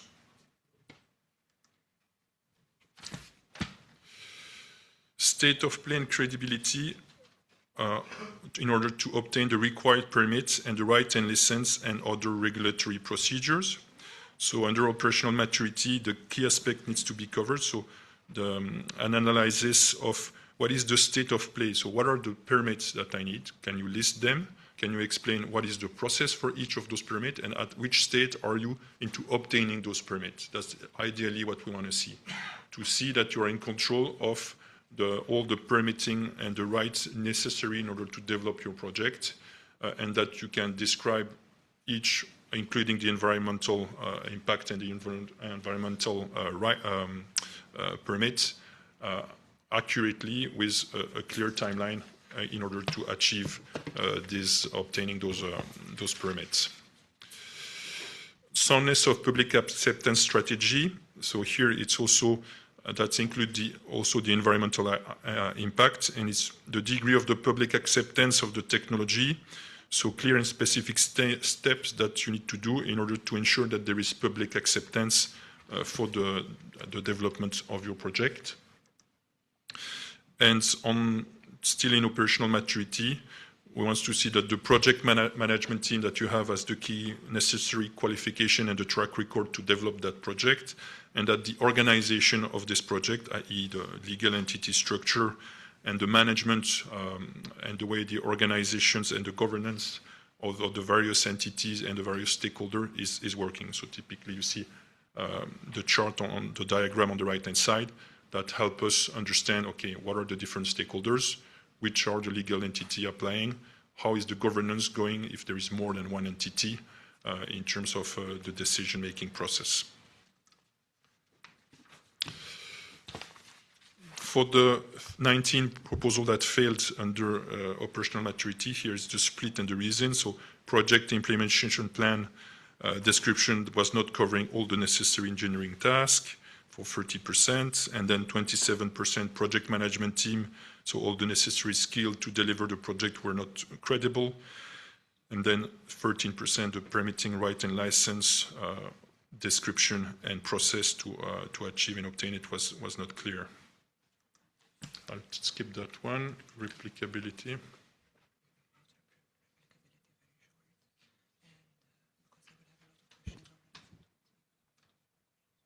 Okay. Okay, so replicability. So we've got, I'll just do that slide. So replicability in terms of efficiency of gain of multiple environmental impacts. So what we try to aim here is demonstrate that that if you were to replicate your project, you can do it with gaining efficiency in terms of productions, in terms of timing, compared to the project that is applying. So if you were to have your project replicated somewhere else or on another site, how can there be some efficiency gain? And then you need to demonstrate the second point, that there is a compliance to the do not significant harm, and Javier will explain that, and a contribution to the Europe industrial leadership and competitiveness, which is explained in the call text. And the last point on replicability is the knowledge sharing, which is something that where you need to explain which information are you going to share with the public, and so that there is a dissemination of information and information which is in order to entice and give to develop further, to have other projects developing further, and using the skills and what you've developed as a project. So I'm going to skip that. Okay, cost efficiency. So on cost efficiency,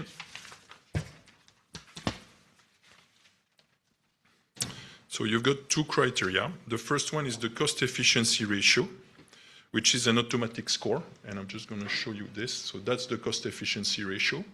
So it's the requested innovation fund grant plus other public support divided by the absolute GHG emission over the 10 years of operation. So that gives you a score. That gives you a cost efficiency ratio. So typically it's going to be numbers of euros per ton of CO2. So this cost efficiency ratio.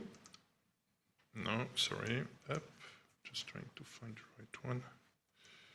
This cost efficiency ratio for all the topic except pilot cannot be above 200 euros per ton, while otherwise the application is rejected.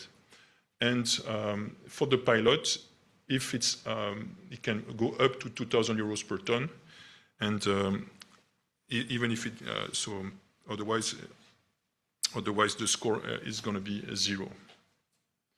So the other things that we're assessing, so the cost efficiency ratio is calculated automatically, you see, with this formula. While the other point that we're assessing is the qualitative assessment of the computation of the relevant cost, and that is up on this one. So on the relevant cost definition, what is the relevant cost? The relevant cost is the net extra cost that are borne by the project proponent as a result of the application of the innovative technology related to the reduction or avoidance of the GHG emission. Practically, you've got the relevant cost. The relevant cost will be the best estimate of the capex and the NPV of the opex, the maintenance capex, the netted by the revenues and the operational benefits of the project over a 10-year period. So you can see that, in short, the relevant cost is an NPV calculation of the profitability of your project. And that relevant cost calculation, so as I was saying, will give you, will help you to know if you're eligible for a grant or not, because the grant is maximum 60% of that relevant cost. So that relevant cost is calculated in the FIF. When you fill in the FIF, it's calculated automatically. There is a relevant cost input sheet, and when you fill in the 4 input sheet of the FIF, the relevant cost calculation tab, which is on the right-hand side, will give you directly at the bottom the relevant cost that you have achieved. So there are costs which are, again, read the methodology that will give you exactly which cost, which kind of capex are eligible for this relevant cost. There is 2 types of methodology. There is the non-reference plant methodology, which is the default methodology, which we encourage everyone to use.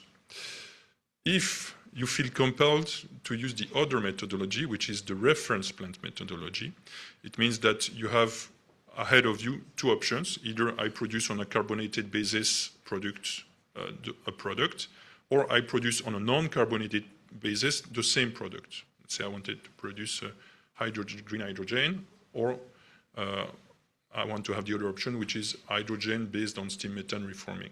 Obviously, hydrogen based on steam methane reforming is not eligible, but That gives you the base reference. But then you need to demonstrate that you've got those two projects and that there is a tangible willingness to choose between those two. That is not just a fake project on the side and the real project that will apply for the Innovation Fund.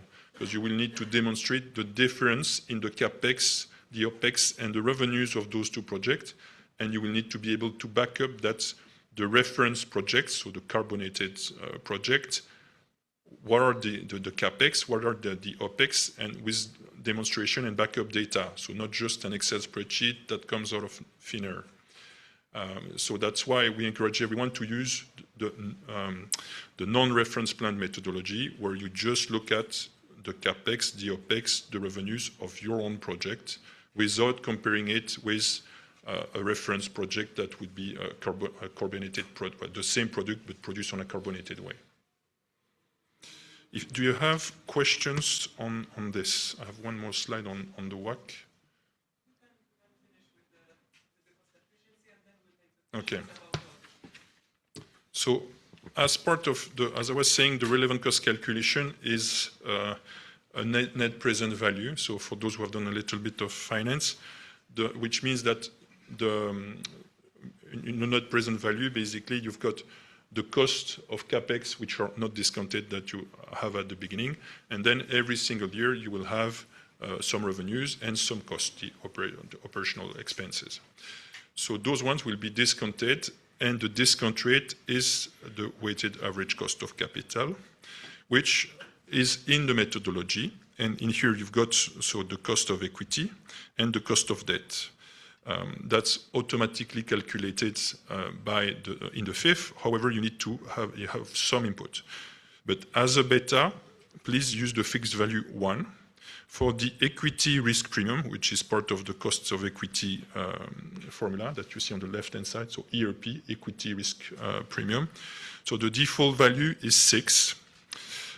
You've got a potential to adjust it by plus or minus 2%. But you need to provide a clear justification why is your equity risk premium in Malta is more than 6 or less than 6. So you will need to demonstrate that with some reference. If you lack or if there is no justification, you might be penalized. So I would encourage you to simply use 6. Innovation Fund premium, which again goes IP into the the cost of equity, RE is cost of equity. Then the default value is 2.5. Again, use that. If you really want to change that, you can increase it up to 3%. It's changed compared to last year. So use those numbers, not the numbers of last year. And then again, you need to justify it if you want to use 3% instead of 2.5. So the easier is really to use 6% and 2.5% for the equity risk premium and innovation premium, to use the beta of 1 to make. So if you do use those numbers, you don't run any troubles, that's fine. And you don't need to explain anything, well, when it comes to cost of equity. Cost of debt, same idea. So here you've got a base rate plus a credit spread. So the base rate would be the swap rate consistent with the average maturity of the debt. So if you think that you have 10 years maturity of debt, use the 10-year swap rate. If you think that you need debt only for 5 years, you use the 5-year swap rate. The credit spread, so again, it will depend on what the banks are telling you, the margin that they want to see. But you need to back that up. So it needs to be credible. Ideally, if you can provide a letter of support from a bank, which is giving you, okay, I'm going to charge you a margin of 2%, 3%, 3.5%, so that we can see where this credit spread is coming from. So that's it for the. Sorry, I was a bit rushing in the end. But if you have any questions on everything I've presented. Okay, thank you very much. We have some time to take questions regarding these criteria that we've just gone through. Anyone?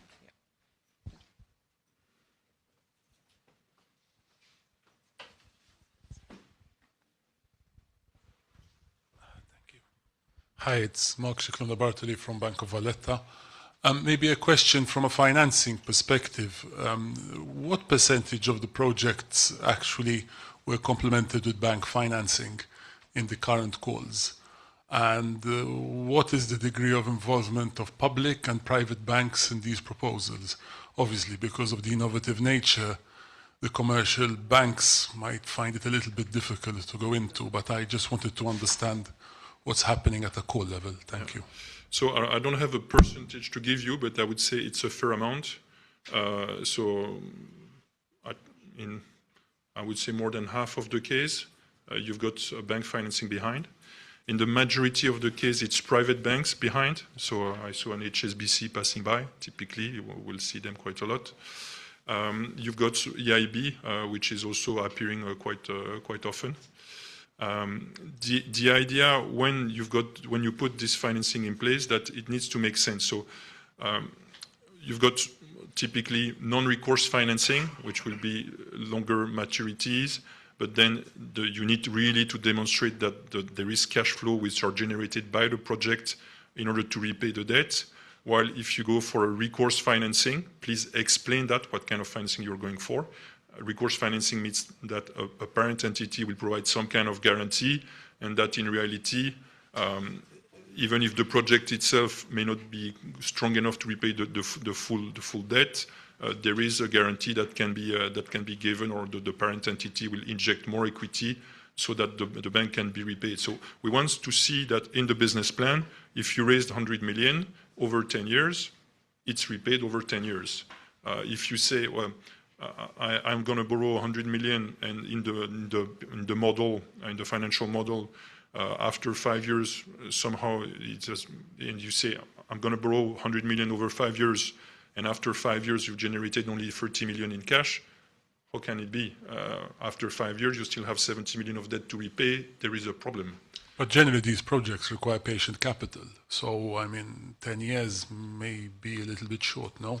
What is the average term that you're seeing in the repayment structures? I would say around 10 years, because the problem is when you go longer, again, it depends on how the banking market is evolving, but if you tell me in your model you put that over 20 years, then I really want to see a letter of support from a bank that says I'm going to finance that over 20 years. Because 20 years is for very well established market. If you go on the offshore wind farm, and there is you know that there is a feed-in tariff, and you know that there is revenues streaming over 20 years, which is going to pay the debt, then that's fine. But the longer you go in the selection of the debts, the more accurate and granular you need to be in demonstrating that the revenues are there for that for that period, and that they cover fully the repayment of the debt. And you need to demonstrate that in any case, that the revenue covered the repayment of the debt. Yeah. But the longer it is, the more you need to explain, because we also know that 20 years financing in innovative projects for markets which are nascent and developing, highly unlikely. So understood. Yeah. 10 years is your mark. I'm just trying to match it with an innovative project that sometimes needs longer time frames to get the required cash flow. That is the general feeling. 10 years is what we observe, but I would link that back to it depends on the maturity of the industry. If you are developing something and the product, so let's say in manufacturing, when you have a manufacturing project, often you're going to manufacture something in a different way, but there is already a market for that product, which is established with buyers, and you know where the revenue is coming from. While if you develop something completely new where the market is not there, even 10 years might appear, okay, are the banks going to follow you and believe that the market will be developed when your plant is ready? That's more hard to believe. So rather than just fixing on 10 years the right tenor, that's not the right answer. It's more an example. It's more focusing on, is there a market already in place which makes this tenor of debt credible? Clear, very clear. Thank you. Also, just to point out that during the coffee break, if you have any further questions, I mean, it's also an opportunity to network, and if you require any further clarifications, I'm sure Alban and Susanna will also be willing to provide them. We have another question from, yeah, you have the mic?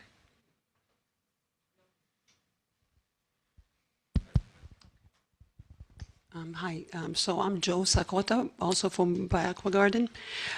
Basically, I'd like to ask if first of all, is it the maximum 60% contribution and, in what you find, what you are giving as finance? Can you combine two schemes if you fall under two schemes? And also, the rest of the contribution.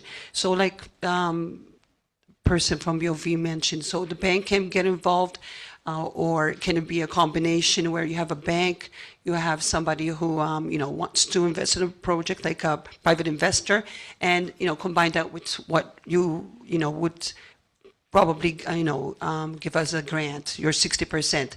Is that the maximum? Because I'm not sure about that. So percentage. yes, 60% is the maximum. That's non-negotiable. That's the rule. I didn't make it, but so if you ask 65%, you won't even pass the eligibility criteria. I can tell you that now. So 60%, no more, of the relevant cost. So obviously, when you calculate the relevant cost, assuming you've calculated correctly following the methodology, then 60% is the maximum you can ask. Can you cumulate with other grant? The answer is yes, but then every single one is a particular case. So it will depend on, so literally, if it's the case, you will need to check with, let's say, the local or the national body which is providing you that other grant. You can ask them directly, is it state aid? Are you state aid approved? And can I accumulate with the innovation fund? You've got some national grants which are not state aid approved, so cannot accumulate. You've got which are state aid approved and can accumulate without restriction, and you've got where there are restriction. So, for example, you've got state aid approved grants in other European countries where they will calculate a cost base, which is different from the relevant cost. But as long as the amount of the grant they provide on a national level plus the grant we provide an innovation fund fits within the cost base that they have, it's okay. So it's very case by case when it comes to additional public support, but in principle, it's authorized. After that, for any equity investment or public or private bank support, yes, obviously you can add as much as you want because it's not deemed as a, so that if you want to, if there is a loan from the EIB, we look at it as it's a loan from a bank. The fact that it's EIB, it's not it doesn't change the fact it could be HSBC. For us, it's the same idea. So if it's a loan from EIB. Okay. Yeah.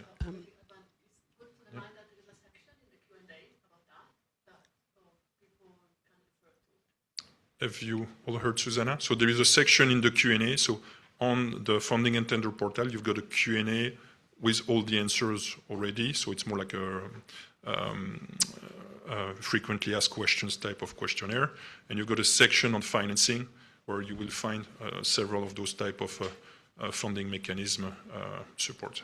Okay. And just one more question. So if you prove like, you go through our, the application, and we've proven that with operations that we're not pilot, but we're sort of, really at, beginning stage. We prove though that our operations are carbon negative and cost effective, profitable, because you said maybe, within 3 to 5 years, we'd have to be profitable, right? Is that correct, or how does that work? So. If you apply for the pilot, the idea is that because it's a pilot and it's there to demonstrate a technology, and ideally what you want is not to run a pilot for 10 years, but to run it in order to learn more about the technology and to do a scale-up behind it, then in that case, the pilot itself, if it's a project that you apply under pilot category, is the viability of the project. So is there enough cash to run the project, to build it and to run it, even if it's run a profitability of 0. So that's if you apply for the pilot topic. If you now apply for the small scale topic, so it's still a small company, but here you're there to run it for 10, 15, 20 years, then it needs to be profitable. So the idea is that obviously you don't want to invest for a project that will run for 10 or 20 years if you already know that it's going to be loss making. That's not the purpose. Yes. Okay, thank you. Hello, hi. I'm Tamar. Actually, I'm a Horizon Europe national contact point. Hi. I was thinking you were looking for me. Because I saw with the mic. Yeah, so I'm a Horizon Europe National Contact Point. So this is, to me, is still a bit different, you know. What I'm curious about is the 60% and 40% aspect. I work at Scienza Malta, and locally we have quite a number of initiatives and programs that can, of course, accumulate in terms of state aid and top up that 60%.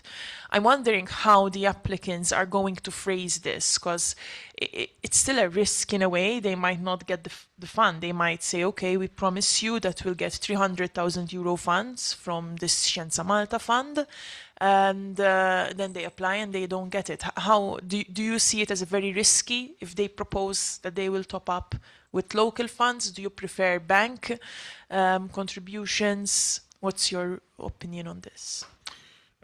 We are agnostic where the money comes from. If you tell me, it's more about demonstrate that what you have as a financing plan makes sense and is backed up by letter of support. So I would rather that you say I would finance everything equity if you can show me that you've got equity investors, we can demonstrate that they have the money, rather than you say, oh, maybe I can get another grant, but I will apply in a year and a half times, and the likelihood to have it is 10%.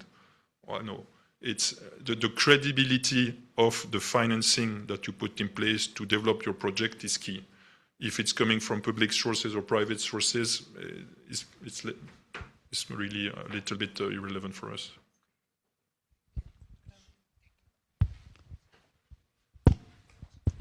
Thank you. My name is Claudia Vela Casgrande, and I'm the Secretary General of the Malta International Shipowners Association. So, first of all, I'd like to thank the Ministry and Sam for organizing this event.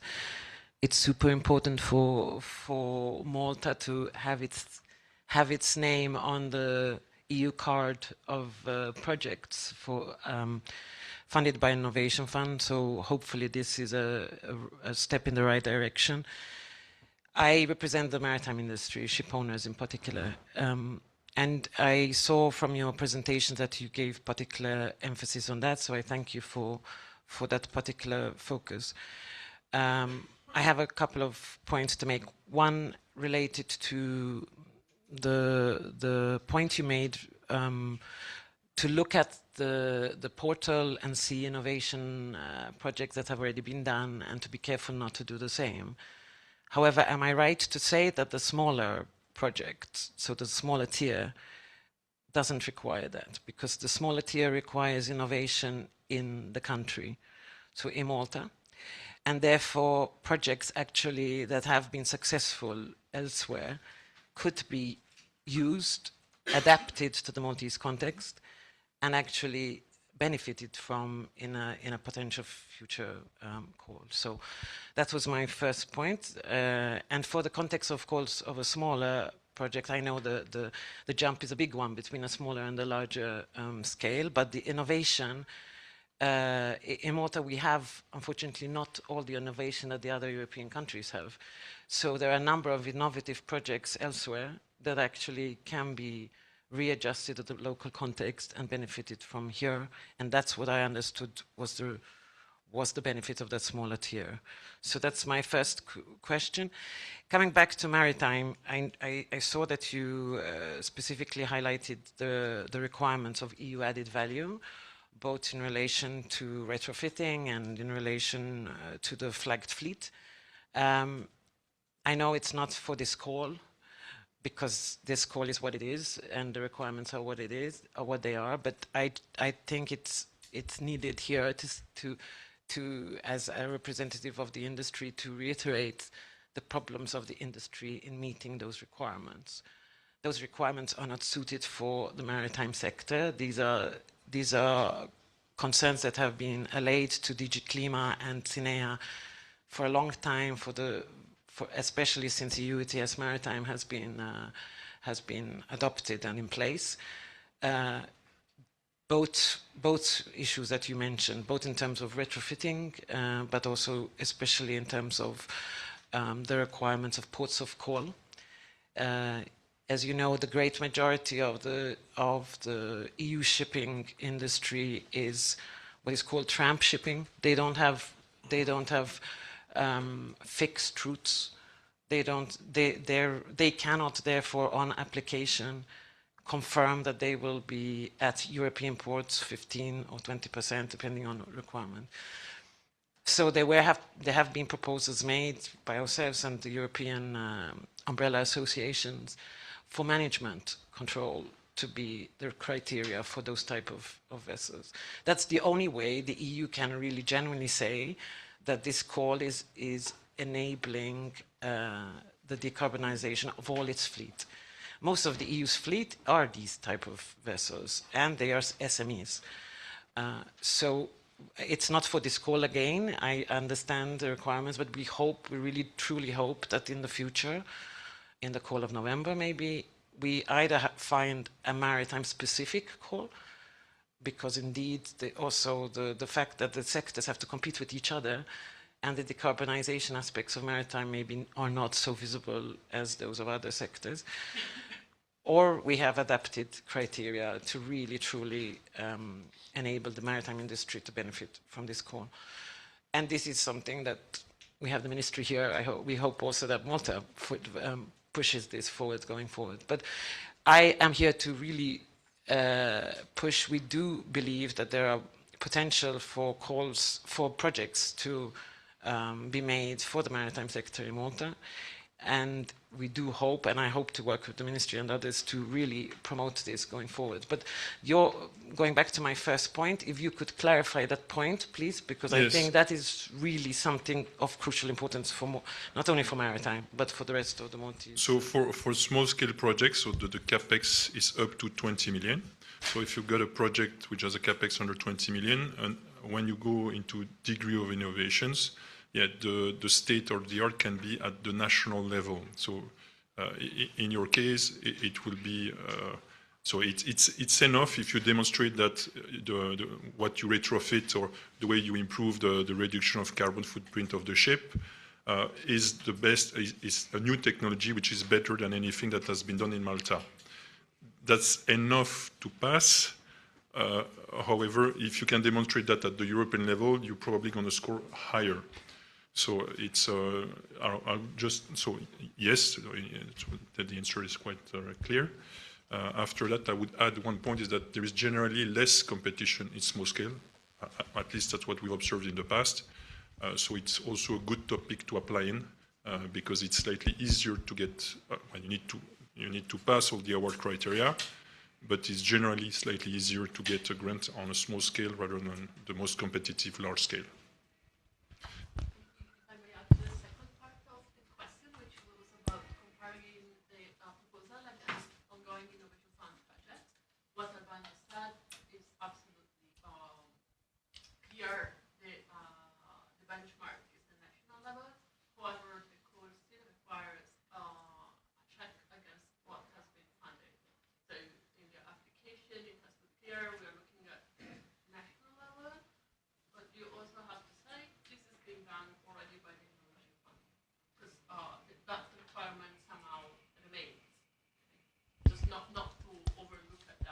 Just to come back on this, but for example, if there is a project in another country related to storage of alternative fuels in ports, my understanding is that if that type of project idea, if adapted to the Maltese context, because it's innovative in Malta, because there isn't such thing, would still be applicable in Malta, would still be possible to be done.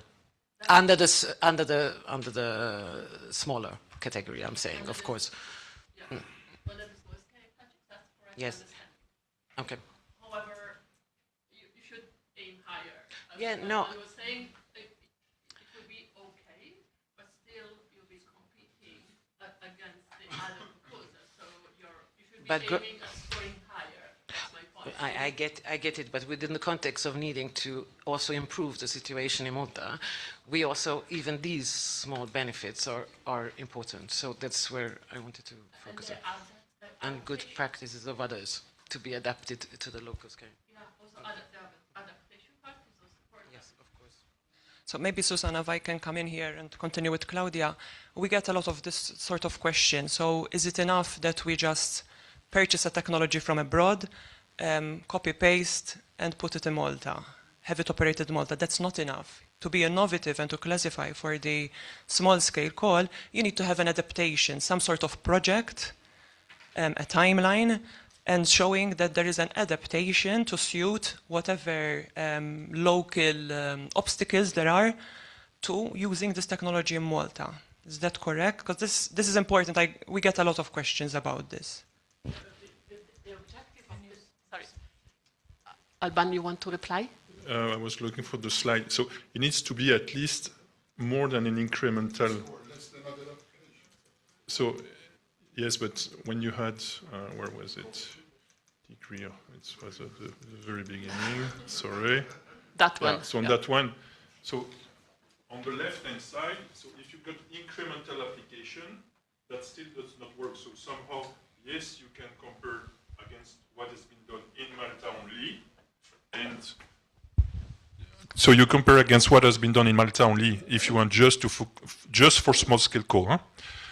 And you need to check what has been done in the database of the Innovation Fund anywhere, so that you can compare, okay, what has been done in Innovation Fund, what has been done in Malta, but you need to demonstrate that there is some kind of intermediate or strong innovation.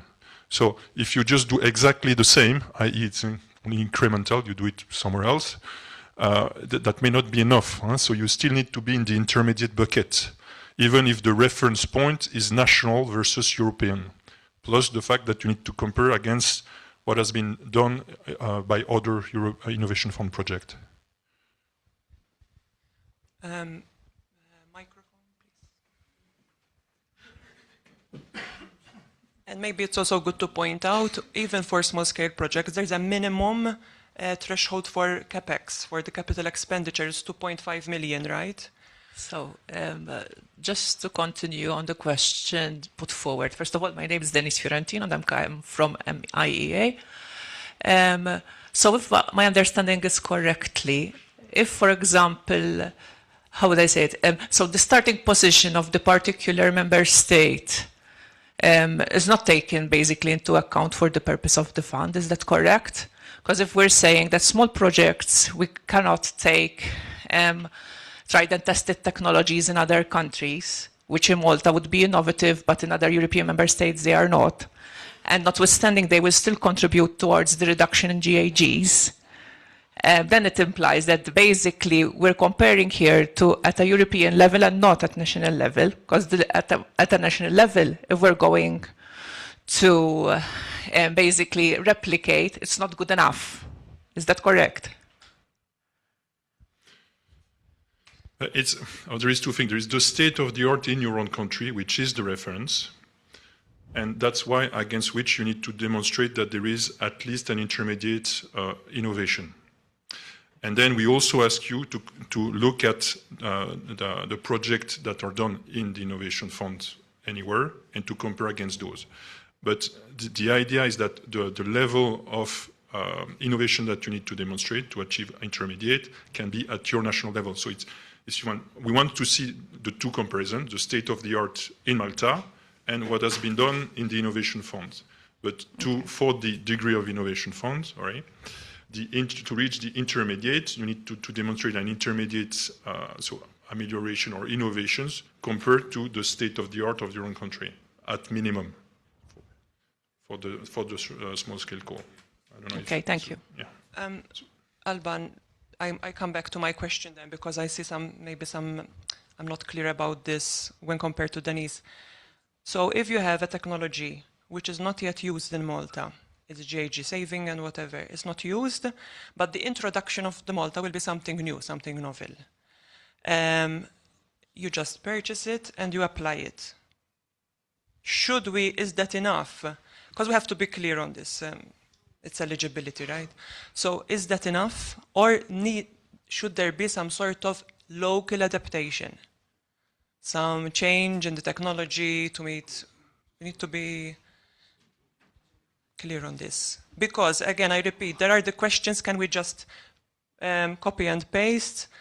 a technology from France, whatever, implemented in Malta. It's not in Malta yet, beyond the state of the art, so we're eligible.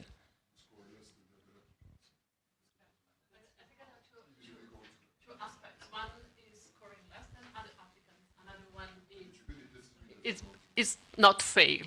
And not to fail, I think a level of innovation has to be demonstrated. It's not copy and paste, as Maria was saying, that would be sufficient. And to be honest, it's also very difficult to copy and paste. So in my opinion, that's not the right way to look at the situation. Rather, you should look at what would be innovative in Malta and demonstrate that it is innovative, and I stress innovative, compared to the national level, but the innovation has to remain there. And as I said, the adaptation is part of it. So it's not that you purchase exactly the same electrolyzer in one place and you put it somewhere else. It never works in that very simple way. So I wouldn't really look at the question in that perspective. I don't know if I'm being clear. Clear for me.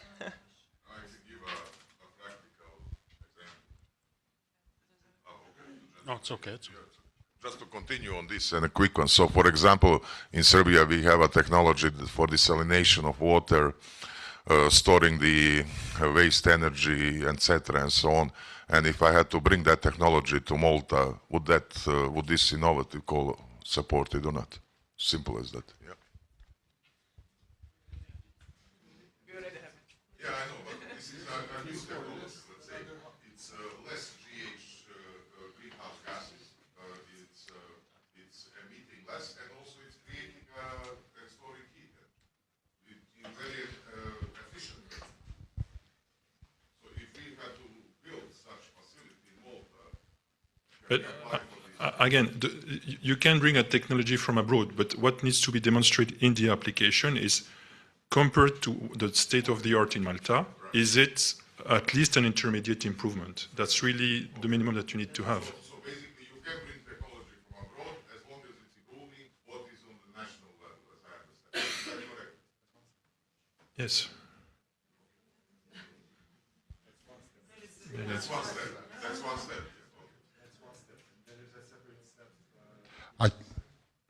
As an independent, I'm not involved in the projects.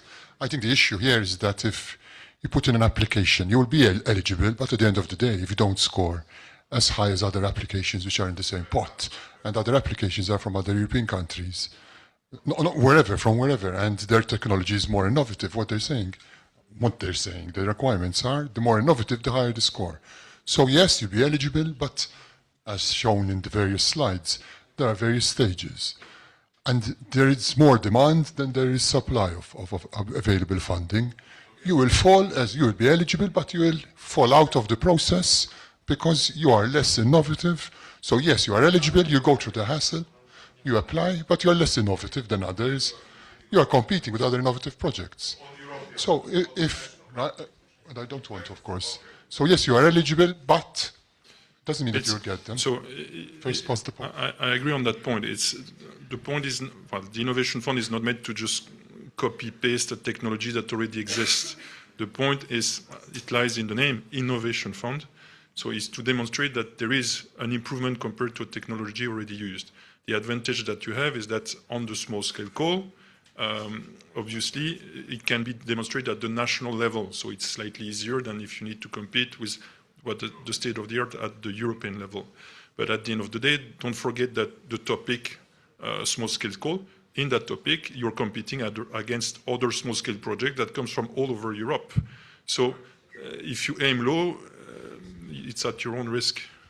And Susanna mentioned an interesting point that almost by default, if you're bringing a technology here to Malta, there will be inevitably some sort of adaptation to the local context. So inevitably, there should be some sort of innovation.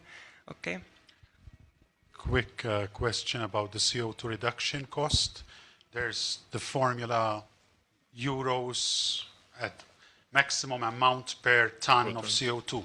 Is that per annum, lifetime of the project? It's actually the euros per ton over the first 10 years of operation. So it's on average because we divide the total grant plus additional public support divided by the ton of CO2 avoided over 10 years.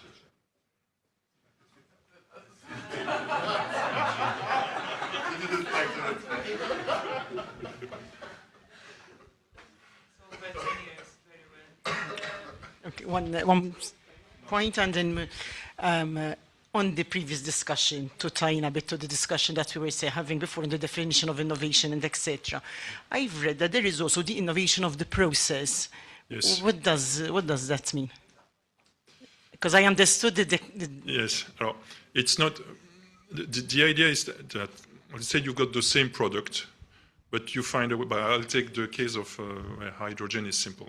So the best way to produce hydrogen is steam methane reforming, where you take CH4 and you break the molecule in two and you end up with hydrogen. The other way to do it is obviously electrolyzing. So you take the water molecule, you run a current, and it splits the atom between oxygen and hydrogen. In both cases, you've got the same product, hydrogen, but the processes are completely different. So if you find a new process to do the same output, that's also innovative. Yes.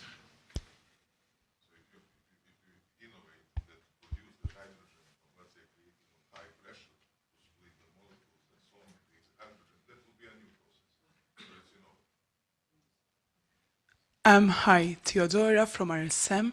A question regarding co-financing. Does that mean that the applicant, whoever is applying, is there a minimum of the company, how much they need to fork out as a percentage? Because since we were saying that it can be co-financed, obviously a maximum of 60%. It could also be through a bank loan or an investor, or even a top-up from a separate grant, but is there a minimum cap of percentage that the applicant has to fork out? I know the answer is no, but I would say but. So technically in the context, you don't have a minimum percentage of equity required in a project.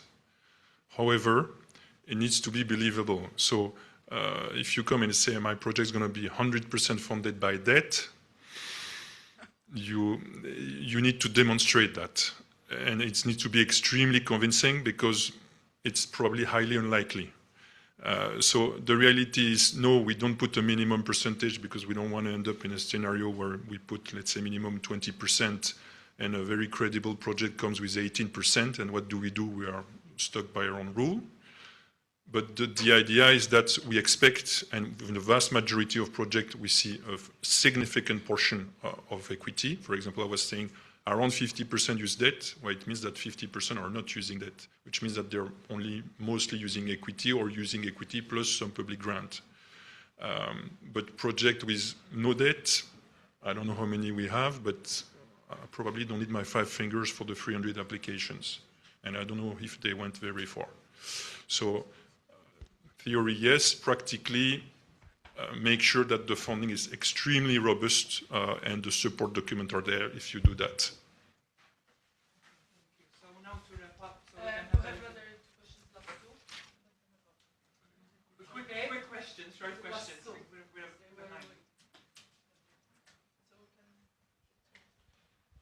Sorry, just a follow-up. The colleague there said, of course, you have to compete with other projects, more innovative ones. But just to be clear, because Malta has no project that was approved, there is some benefits, right? There's when you are comparing different projects. Yes. So I think it's in the call text. In the call text, it is. It's once you're competing two equal projects. Only to get the same score. Yes, exactly. So it's only in the. It's. No. Okay, I get it. So practically, if you end up in the same topic with exactly the same score, at some point we look at other criteria and the nationality, so the number of projects coming from countries which have already been awarded a project, then rank lower than a country which have never been awarded a project. Okay. But it's relatively low in the selection criteria. So I wouldn't rely on that to qualify. Because the likelihood that this happen is extremely low. So. Okay, and sorry, a further question. And you mentioned before that there are very few projects under the small category, or very few that have been applying under the small category. Yeah. So so the level of competition is not always the same between the topic. So it varies from year to year, but as a rule of thumb, the large-scale call is the most competitive. So you've got a lot more application on the large-scale call despite the fact that it's the largest in terms of amount of money that we disburse, while it's probably the country on the small-scale call, there is slightly, I don't say there is no competition, there is also a lot of competition, but there is less competition than in the large-scale call. Yeah, okay. To be very clear, not all proposals above threshold are being funded in the small scale. So there's still competition. Yes. Basically, talking about projects, let's say a project already has a patent. That in itself already proves that it's innovative because nobody else has it, right? Or else it can't be patented, I believe. Secondly, if something is, if you're not infringement of a copyright or a patent, and let's say the idea is abroad, right? And you bring it to Malta with the permission, I believe, of the inventor, and if you prove that it's, you can improve on his concept or her concept, that would mean, I suppose, that it should be accepted because, you're not infringement of copyrights or a patent. You have the approval of an inventor, and you have the idea to improve it. So would that count as innovative project? Oh. I cannot answer a question. Each project is particular. So the idea that you use a patent from somebody else with his permission. No, he doesn't have a patent. No, I'm saying if he doesn't have one, or a copyright. But, because at the time he didn't think he has something innovative, but then you improve it. So, not if he has a patent, because then maybe legal aspects come into it, But it's back to the idea. You need look at the state of the art in your country, explain it, and explain why your project is going beyond that and why there is an intermediate improvement. Knowing if there is a patent or no patent, or if the patent is a different country, is less important as explaining what is your project, what is the state of the art, why are you doing better, and why is it more innovative. That's really the key, rather than, after that it's difficult to, if you got a specific question, we've got a help desk, so if you've got a specific project with a specific questions, then we can look into it further and try to give you a more precise answer, but otherwise I don't want to answer out of this thin air. is just so you know, it's to integrate with what? An invention that we already have, see? So this wouldn't by itself be it's just that we'd know that, for example, if you integrate something that already exists into your own project that is innovative and it's patented, that's why I'm asking this question, not entirely new project. But I'm just going to repeat what I said. I'm not going to say yes. It's more. Okay. It's assessed by external technical expert, which will look in detail at your proposal. We look in detail at the state of the art, and we'll take a view. So the best way to do it is explain your project as precisely as possible with backed up data. Explain the state of the art as clearly as possible, and explain why yours is better and more innovative. That's really. Okay, thank you. Yes, I believe you're okay. Thank you. Can I just ask a small question? Sorry. Engineer Greta Zamit Muma from Motor Services Corporation. If the application is rejected, will we be told why, which would help us on our next application? Because you said you can resubmit your application, right? And following, would we be told why and how maybe we can improve? It would help us to improve for our next application. So all the applicants receive a letter with explanations on the main aspects which have not been proven satisfactory, so that gives you some guidelines on why did you fail on which topic, but it's not, I would say, so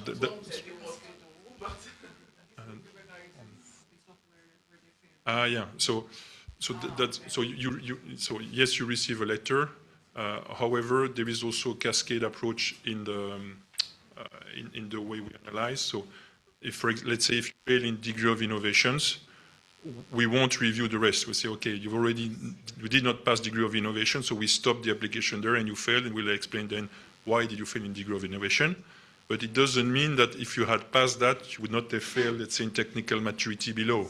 But you will not receive any comment on that because we will stop at the point where the applications are stopped.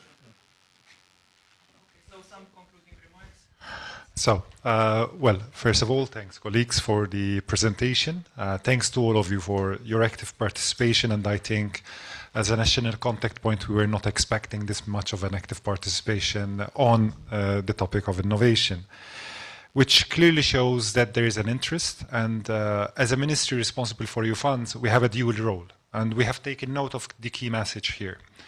The key message is a message that we annoy our colleagues from the Commission with regards to innovation and the need to ensure that the programs that are designed at the European level create a level playing field. And this is an area which is very important for us, and the area of innovation particularly important for us. And now you've heard it from the practitioners, the people on the ground, that in order for Malta to have an active participation, we need to start from somewhere. And unfortunately, our starting point is not the same as our colleagues from other member states. But said this, I refer now a message to you. Sometimes it's an issue of translating your project ideas into concrete project application that are correctly reflecting your ambitions. And there are good and valuable ambitions. Now, I go back to my 20-odd years dealing with cohesion policy and very active at a national level when it comes to European funding. I come visit projects and you say, but all I've seen when we ask you for the report is not there. So you're doing a lot, but it's not explained. It's not expressed. And for someone that is sitting on a desk reading 70 pages, that you get bored after page 10, you start getting quite bored if it's not interesting. You don't convey what you are doing on the ground. And here is where there are different bodies that can support you in developing your project application. So you need to translate the passion, your innovation from what you have in mind to a few pages that someone will read, will find interesting, and will score. So sometimes we do have a mentality where it's not innovative. No, it's still innovative. As you've heard, any project, even if you're buying technology, just to adapt it to a local context, will create innovation, a different set of innovation. You need to explain what is the innovative aspect of that project. And here is where there are some private companies that can support you, and some of them are present here. I will not mention names, not to give any free publicity to anyone, but you know them. Some of them are old faces that have been around for a number of years, like me, so no offense to anyone. But there is Servizzi Ewropej Malta that is provides the information point, and there is obviously the Funds and Program Division that is a contact point, will provide input, will support you in your developing of the project ideas, and will coordinate with our colleagues from the Commission in order to provide as much input as possible. There will be colleagues from the European Investment Bank that will also explain what support they can provide in developing projects and project ideas locally. And I do actively encourage you to submit applications because we need to show that there is an interest locally and there is a need. And that's very, very important. So I thank you. I know that there is a short coffee break, which will serve also as a networking event. And I do thank you for your active participation and wish you a good day.